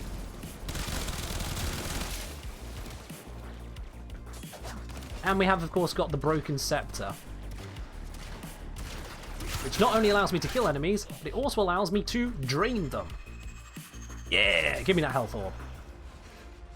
If you think about it, this is actually a much better way of getting health and energy orbs than mercy kills, because I can just get health orbs directly like this. And if I kill a mechanical creature like a Moa, then I'll get an energy orb. Mercy kills, eat your heart out. Without saying you're lucky Oz isn't randomizing. Oz? Was Oz? Another satisfied customer. Yo, Raven, thank you very much for following. Glad you're enjoying the channel. Welcome. Oh, no, that's Corpus. Corpus are friends right now.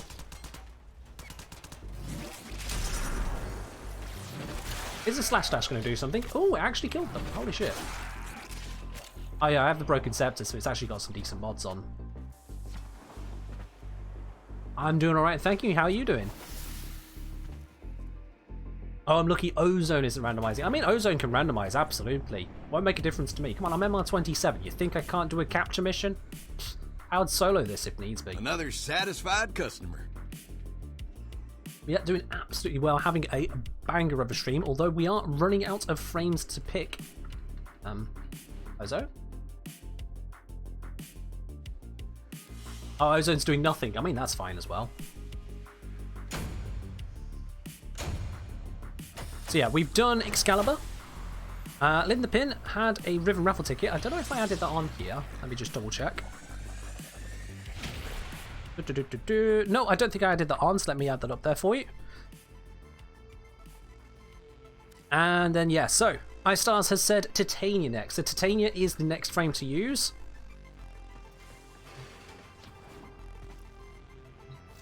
Everyone selects frame. I mean, you can go for it. Either that, or if you want, you can go for today's Riven raffle. Those of you who do have 300 spanners at the bottom of your chat window, you're more than welcome to use those as well, because as soon as we get to the end of the stream, we'll be drawing that raffle. Someone's going to be taking a Veiled Melee Riven home today, so long as we're on PC. Alright, Titania, out you come. Look at that beautiful gal. Basically the same colour schemes I use for my Chroma Prime, and again, I think it works on her. It looks pretty nice to me. Very chill. Ravik coming in with the Riven raffle ticket. Alright, let me pop the onto here. Ravik 1-3. You now have 1 ticket. Boom. Alright, so I need to actually randomize loadout and then select Titania, so I've been a bit nitty here, but that's fine. Random, go. Oh my. As I was saying, I randomized and got the Zooge. It is coming up quite a bit today, isn't it? I was saying actual challenge, Veil Void Storms with randomizer. Ah, well, you see, Ayush, if you scroll a little bit down, we do have one you can save up for on the challenges. There is pick any mission. It is 2,000 spanners because, quite frankly, the number of times people were clamoring for Profit Taker, I had to draw a line. So if you want to save up those 2,000 spanners between streams, you can absolutely put me into a randomized Veil Storm mission. But right now, I'll be honest, I'm not feeling quite that masochistic. I hope you'll forgive me for not jumping at that one right now. So this is my build. I've got an unranked, ungilded Zor. Oh no. Oh no. Isn't this the one I was showing earlier? Oh, it is. It actually is. This is the Sep farm from earlier, isn't it? Oh no. Sorry, not Sep farm, Miwan. Alright, well, I can put on like 2 mods. There we go. X-Out saying I would buy spanners to make that happen with X-Scale randomized. I mean, you're more than welcome to go ahead and tip the stream instead. I will certainly pay attention to that. If that's the way you want to go, X-Out, you're more than welcome to do that. Now, you share a bit of love this way? Fine, I'll take the challenge. In the meantime, Hema. I have no potato, no forma. Oh dear, this is going to be a bit ugly. Yeah, let's just grab thermite rounds. Call it a day. Heat viral. I was just saying that's an actual challenge. I'll do whatever. That's fair enough then, Ayush. Like I say, you've got the option. You or anyone else has the option there if you want to. Let's see on this one. Hornet Strike, Deep Freeze, 10 capacity left. You know what? I'll stick with the cold. We'll stick with a little bit of status on this. And in which case, I'm actually going to buff up that some more with Frostbite. I feel like this is a terrible idea. Still doing it. And yeah, that's everything modded. Our companion is the Prisma Shade with the Prisma Burst Laser. It's actually made a pair happen. Would you look at that? Let me just check. Has this got vacuum? Yes, it has. Okay, cool. Ravink saying put Toxin? Okay, fine. I'll put Toxin instead. Only problem with Toxin is that Deep Freeze is a deep polarity, so I'm going to struggle on the Toxin build, but I can do it. We'll do that, and then do I have a decent deep polarity that can go there instead? I can put Short Shot. There we go. We've got Toxin instead now for you. There you go.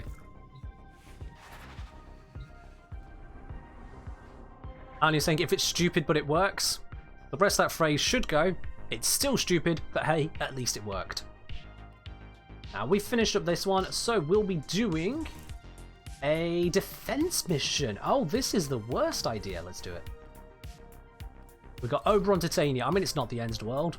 Pandera Prime, Glaive Prime. Glaive Prime? Did you random into Glaive Prime, Ozone? Ozone, did you random into a Glaive Prime? Really? I mean, you might not have as many melees as me, so it's entirely possible. Oh, you did? Oh, well, fair enough then. Alright. You randomed. That's fine.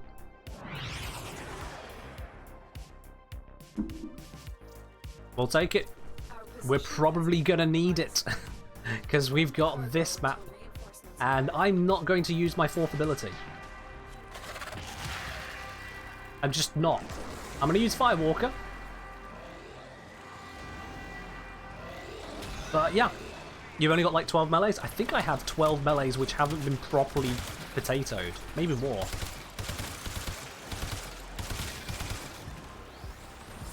Come at me, ya corpus. I have the Hema. Oh god, this is terrible. Why am I doing this? Alright, you know what? Screw the reload. Let's switch to the Zor for a bit. Oh. Did I did put a stance on this, right? I think I might have forgotten to put a stance on my Zor. Yeah, let's try the Comac then. Twin Comac. Oh my god, we're actually going to level up the Zor. Oh no. This is how bad a loadout it is. I'm leveling something. Oh god, that was a dash and a half. Alright. I need to do that and do that. So I'm protected from status effects, I have extra speed, and I'm Titania, so you know, what can go wrong? You're just going to go in, Bill? Alright.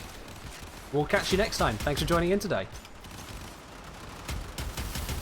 We are on what is, I believe, going to be the very last of the missions for today.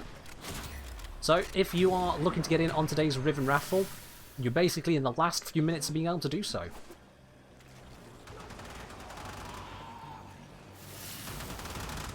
And likewise, if you are one of those still debating on whether or not you want to go ahead and hit that subscribe button, you know you want to really. Come on, it's a Sunday. Why not? Alright. Let's switch back on over... Oh, everything just died. I think that was an Oberon kill. Which is... Alright. No rules against it. Maybe I should I use these other abilities? I don't actually know what Titania's second really does. I'm gonna go Entangle? Wait, that's ally. Can't use it on them. I'll wait for some more enemies to spawn, then I'll try and use Entangle. Let's see what happens. Praise Boberon? Yeah, praise Boberon. So, Entangle you. Out of range? There we go. Okay, what has that done for me? Is it... No, they're getting shot by the shock mode. I don't know what that's done. Let's get... Dust? Entangle is a 25% slow. Ah, well that's doing nothing right now then. I don't know if I have the strength for that to actually work.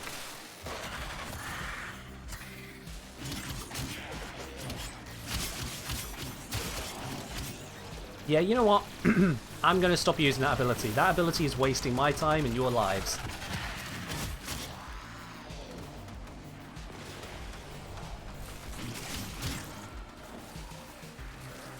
Am I killing anything with the Firewalker? I think I might kill... Nah, just stab him. A 2 does not change with strength? Ah, okay. Never mind. Actinoid saying, I copied your core stat stick, but I'm getting barely any damage. What did I screw up? We can have a look at that, actually, Actinoid. Send me your Cora and stat stick loadouts, your mod slots, in a PM. I'll have a look at it after this mission for you. And yo, X out, thank you very much for the cheer 100 bits there. Not sure why I'm pouring soul, but alright, alright. I'm not salty at all, I'm enjoying a very nice frame and absolutely doing her wrong. Was that a tip? That counts as a tip, yeah, that's 100 bits, that's $1. So what are you asking for then? I feel an implied ask there. What are you getting at, my mate?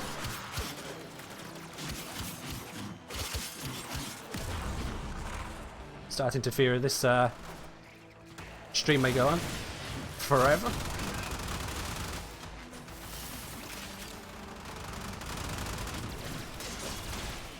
I mean, that depends on what you're saying. If you're saying just use Excalibur, you're fine. If you're saying use Excalibur for a Veil Proxima mission, I will be inclined to agree. A little bit close to the Dance Monkey Dance concern there, but you know, I appreciate the tip all the same. Alright. So, Actinoid, yeah, saying you had the issue with the stat stick. Not sent it over just yet. So yeah, Actinoid, if you want to send over your build, I can have a look at that for you and see what's gone wrong. We'll give that a quick look over. Starting the game 1 sec. Yeah, we can wait a moment for you. We can absolutely wait a moment for you there, absolutely. In the meantime, whilst Actinoid brings up the game, I just want to remind you guys as well, we have launched the merch store. I'm going to give you all a good quick link over to that one there. That command not work. Alright, so the command's broken, never mind. I don't know why it's broken. It shouldn't be broken, so something else has got on. You're alright, Doc. So I will relink it personally this way. There we go. And Excel, thank you very much for the additional 200 bits. Go on. What mission do you want happening? Tell me that. Yeah, we have got this lovely little merch store. And that is where you can get things like this brand new lovely mug.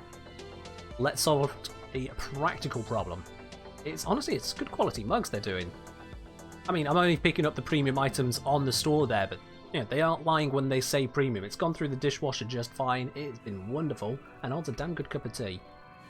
I can absolutely recommend it there, and of course, you'll be supporting the channel in the process of having that inspiring blue and white mug. But yeah, grab yourself some bits and pieces. You got some hoodies on there, you got some shirts if you want to support the channel that little bit further. And if you don't, that's fair enough. It's up to you. Except saying Void Storm, randomize it. Okay, so the one that was said earlier was Void Storm Excalibur randomized, which we can absolutely give a try. It may fail, but let's do it. So, sorry Ash Prime, we're not using you, despite the fact that Ash looks absolutely snazzy. It's not going to be him, it's going to be basic Excal. Oh dear. What arch gun do I use? I prefer to use the Morzelon. Morzelon is a very nice arch gun. Alright, so we've got not Foreman. That's actually a pretty decent...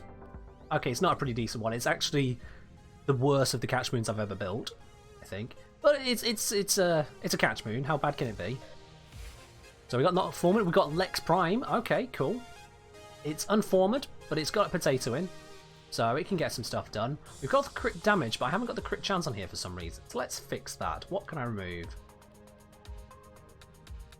I remove you and you and you and go cold.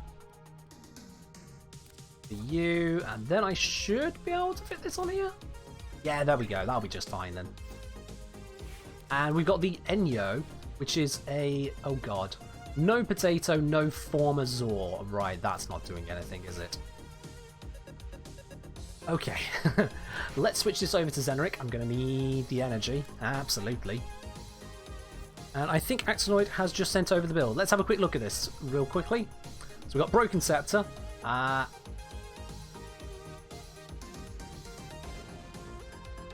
Kikoki. Fresh Points, Spoiled Strike, Blood Rush, Organ Shatter, Drifting Contact, Gladiator Rush, Shocking Touch, Fever Strike. Okie dokie. First things first, and this is a crucial one. Actonoid, you need to be ranking up Blood Rush. I don't care if it's difficult to fit, you need, not should consider, need to be ranking up Blood Rush. At the moment, you've got it at a lower value than it's going to have after the nerf. So yeah, just absolutely rank this up. As for your others, you've got Gladiator Rush on here as well as Drifting Contact. I feel like you're double stacking in a way you really don't need to double stack. So what you could do instead, take off your Gladiator Rush there and allow yourself to get in some more damage in other ways. You've got the Spoiled Strike and Pressure Point here.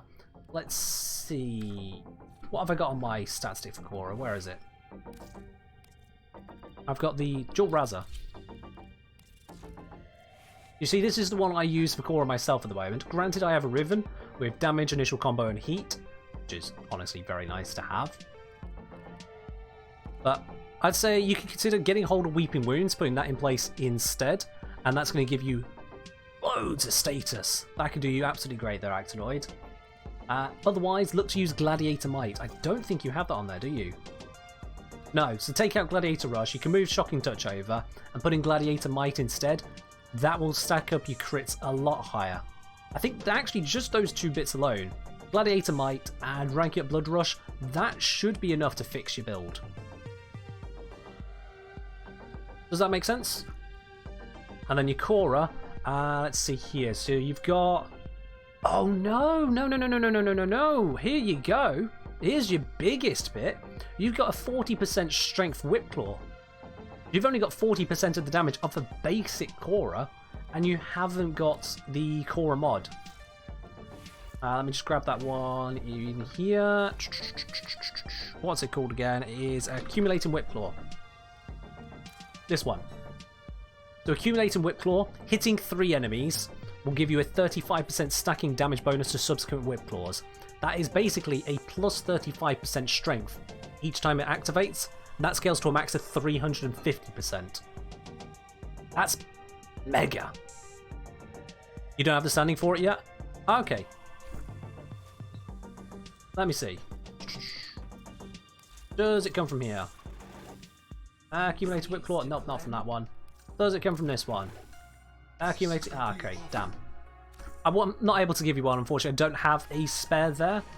But you should be able to pick it up in trading for pretty cheap, to be honest. They go for like, what, 10 to 13 platinum? Just get yourself the mod, seriously. If you're trying to use Cora without it, you're doing yourself a disservice. So there's your 3 fixes. Accumulating whip claw, switch Gladiator Rush for Gladiator Might, and upgrade Blood Rush to maximum.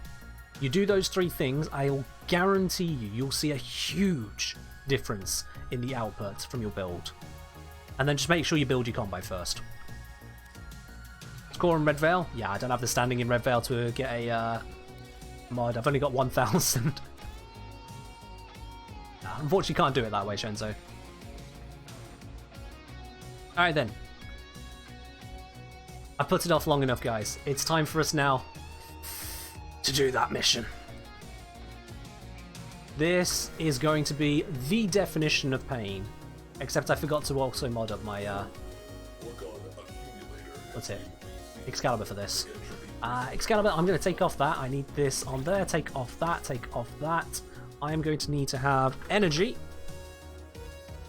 Prime flow, there we go. And I'm going to need some forms of energy restoration. We can remove consequence for energize.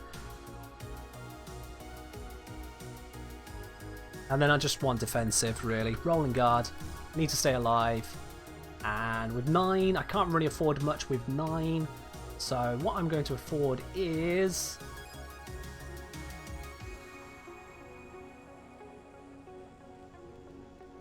Yeah, all of these are terrible for me, isn't it? I can get armor and health together. That'll do. I was saying, I'll keep my wisp and I can drive. I'm sure everyone wants me to do all the killing. Oh no, I'm going to be driving. It's my railjack. You are not driving my railjack. Get off. You can get on the side gun or the main gun. Take your pick. It's my ship. Alright then. Veil Proxima. I don't think they mentioned Void Storm. Just Veil Proxima mission. So we're going to go to the standard one of this. Yep. I'm going to take this off public so we don't subject some randomer to what we're about to do.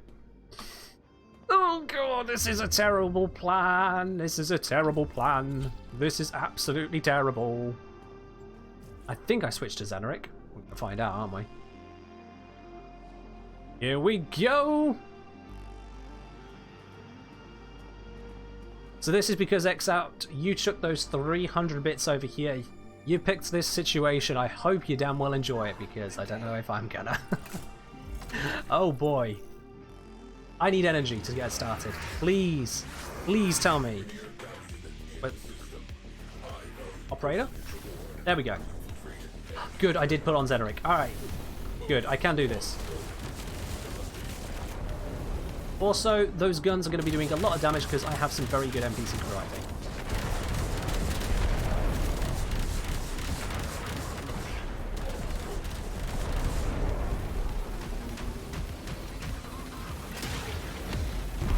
Let's take out its defenses. There we go. Do I have a main gunner?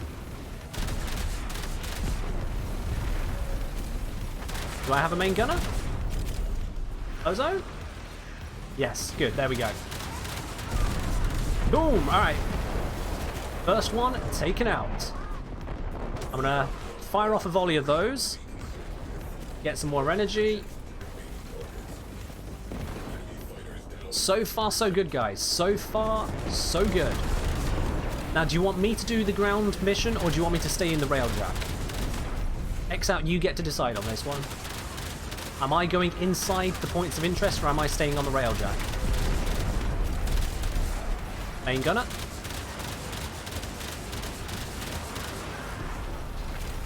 Thanks for the buff, but I needed to shoot.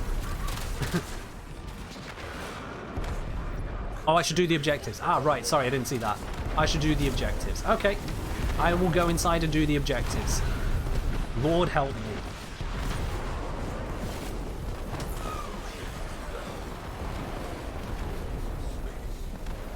Oh, you had to make charges. What do you mean you had to make charges? What happens to the second one?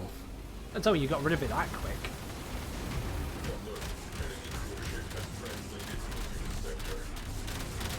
This also explains why I have so much energy. You've been crafting that too, which is nice. I didn't see the shot.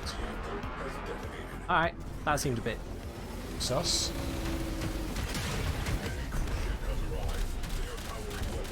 Let's cycle around. So far so good because I have got a good railjack. Ooh. And I have a good main gunner.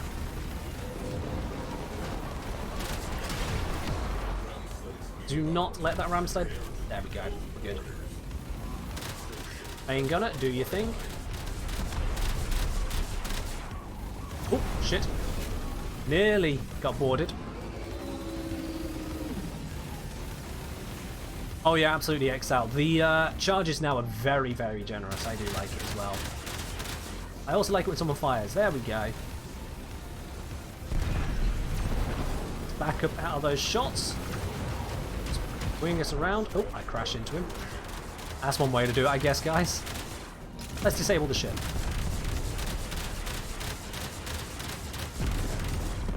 Nice. That should be all 6, right?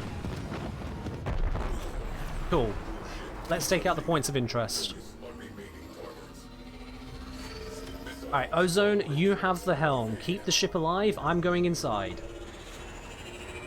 God help us all. Volunteers. Yeah. Oh boy. I have the vitality and haste motes, so... Maybe! God, this is going to be pain. What are my weapons again? I have... Catch Moon, Lex Prime, and... Oh, I've left the dual Razor equipped. Whoops. Well, that's something then. Oh boy. I'm actually going to have to play this as a cover shooter. I need to kill the captain? With this build? Oh no. I need to rush there. No. If my Wisp buffs run out, I am not killing him.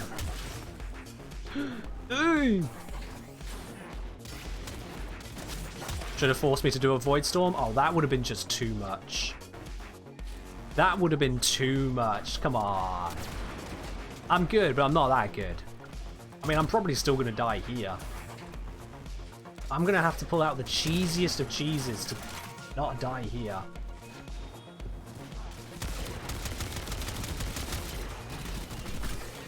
See what I mean?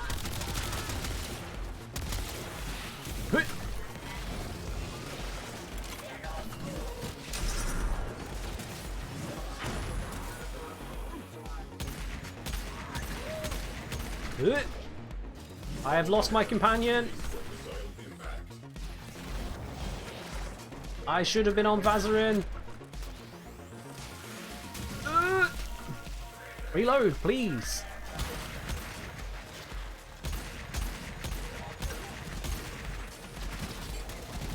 No, I've been grappled. Oh, I saved it. I saved it. I saved it. Oh! Oh no!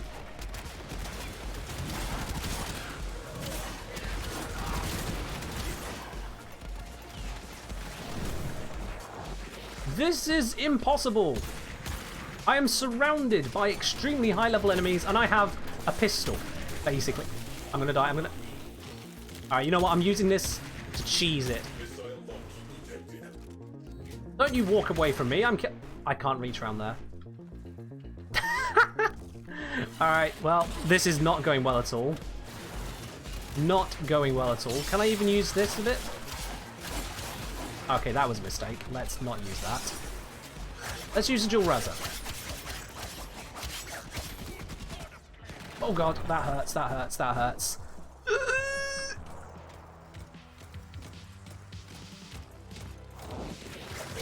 Surprise attack!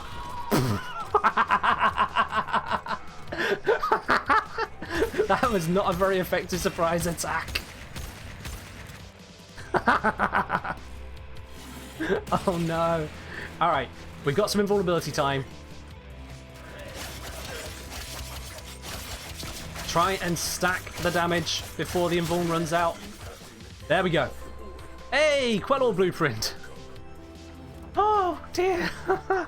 Okay, I slightly cheated by using the the dual raza there. I hope you can appreciate that was necessary. Oh god. We're not even finished. We're not even finished. If I die enough, my Lich might come to help. I mean, we're in space. You never know, they might not. Ozone, can you take me to the new location, please? This next bit is going to be even worse.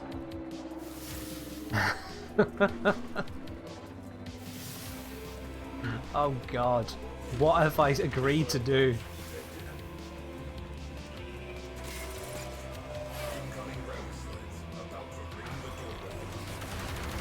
Alright. Let's make this happen. Second point of interest. Last part of the mission.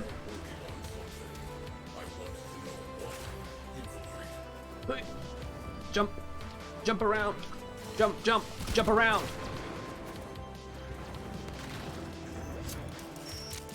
Yep, I am operator cheesing.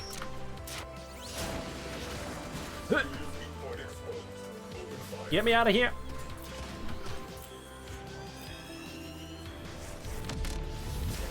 Just whilst I wait for Ozone to shoot the thing. Ozone? Please tell me you are shooting the thing. Ozone? Ozone? There we go, thank you. We're good, we're good. Alright, how far away are we? Recon on? See, this is why you don't let randoms pilot your railjack.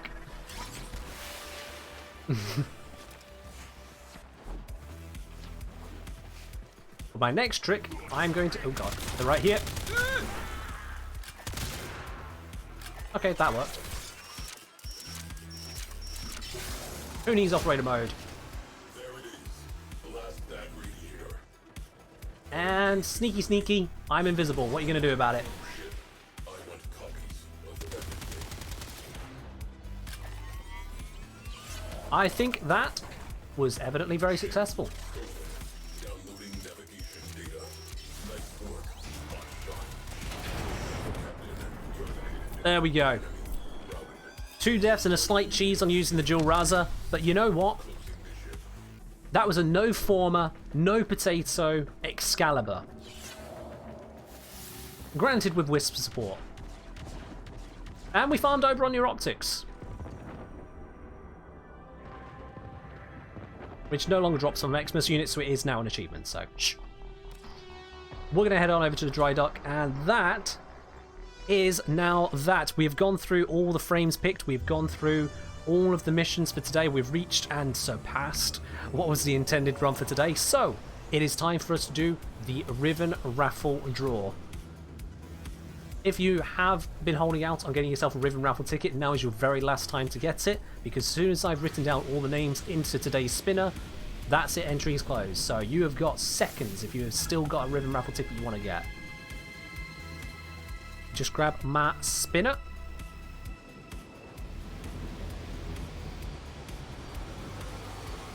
Shenzo coming in with a Riven raffle ticket. There we go. Let's just pop that one onto here for you. Shenzo. Nope. Can't actually type this in anymore. There we go. I'm just going to drop squad and stick us onto solo just so I don't get accidentally abducted, because that happens. That definitely happens. I am aware of it.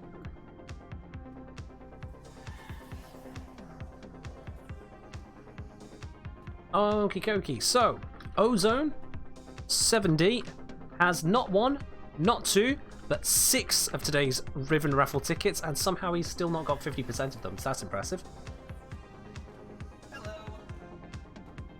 X out. So yeah, every single bit is 1 US cent to the streamer.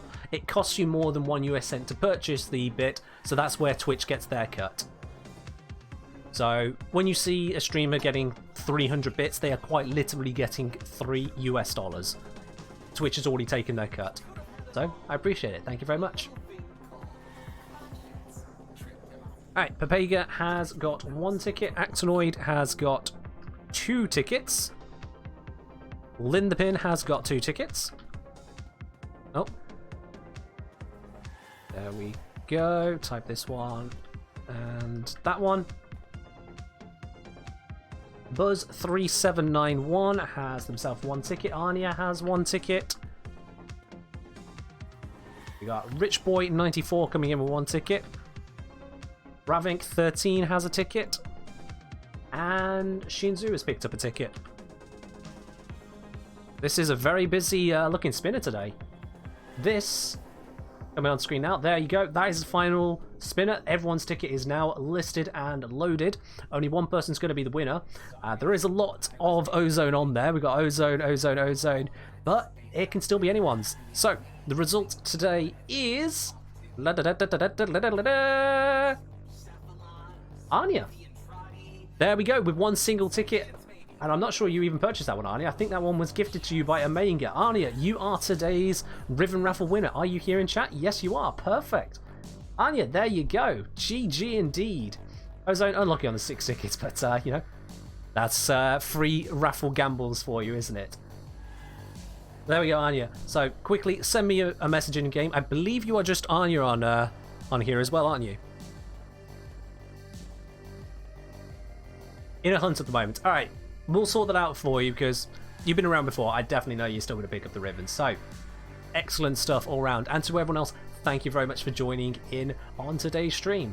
No pay to win? Absolutely. There is no pay to win on the Riven Raffle. I don't allow it. It's not possible. The closest you get is I think you get a few more spanners if you're subscribed, but it's not that many, so it doesn't count. Everyone's got a chance to win it, and even if you get gifted the ticket, there you go, you can win it. Now you've all seen it.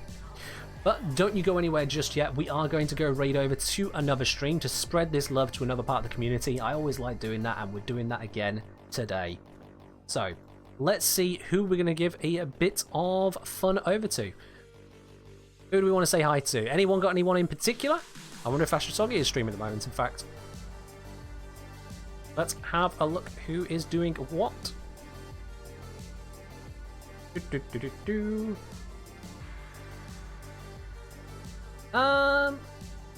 Here we go.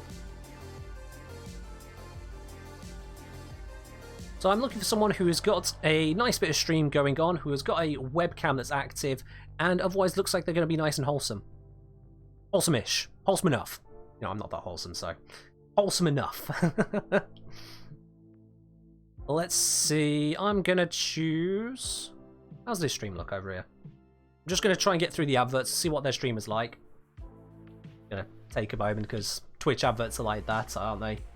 We all know and suffer the Twitch adverts. But if you do not want to suffer those Twitch adverts, you know where that subscribe button is. You can absolutely jump onto that, and you'll never have to deal with them again coming over to my stream.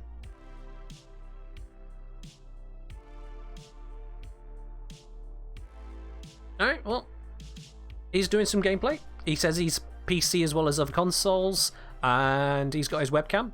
This sounds and looks like someone going to raid. So, we're going to be raiding on over to a person called Nis1 today. I like to mix it up. Next stream, Linda Pin. The next stream will be on Wednesday. I stream Warframe every Wednesday and Sunday, and we have not Warframe, usually Among Us, on Fridays. So I'll be back again Wednesday at 7 o'clock. You can see the schedule below the stream if you click on the schedule button. Let's get this raid on. Now we're heading on over to Nis1. Let's share a bit of love with that streamer over there. But that's all from me, guys. Thank you very, very much for joining in. Thank you to all the new followers and to those who have donated as well. It's been absolutely great. I'll catch you next time. Bye-bye.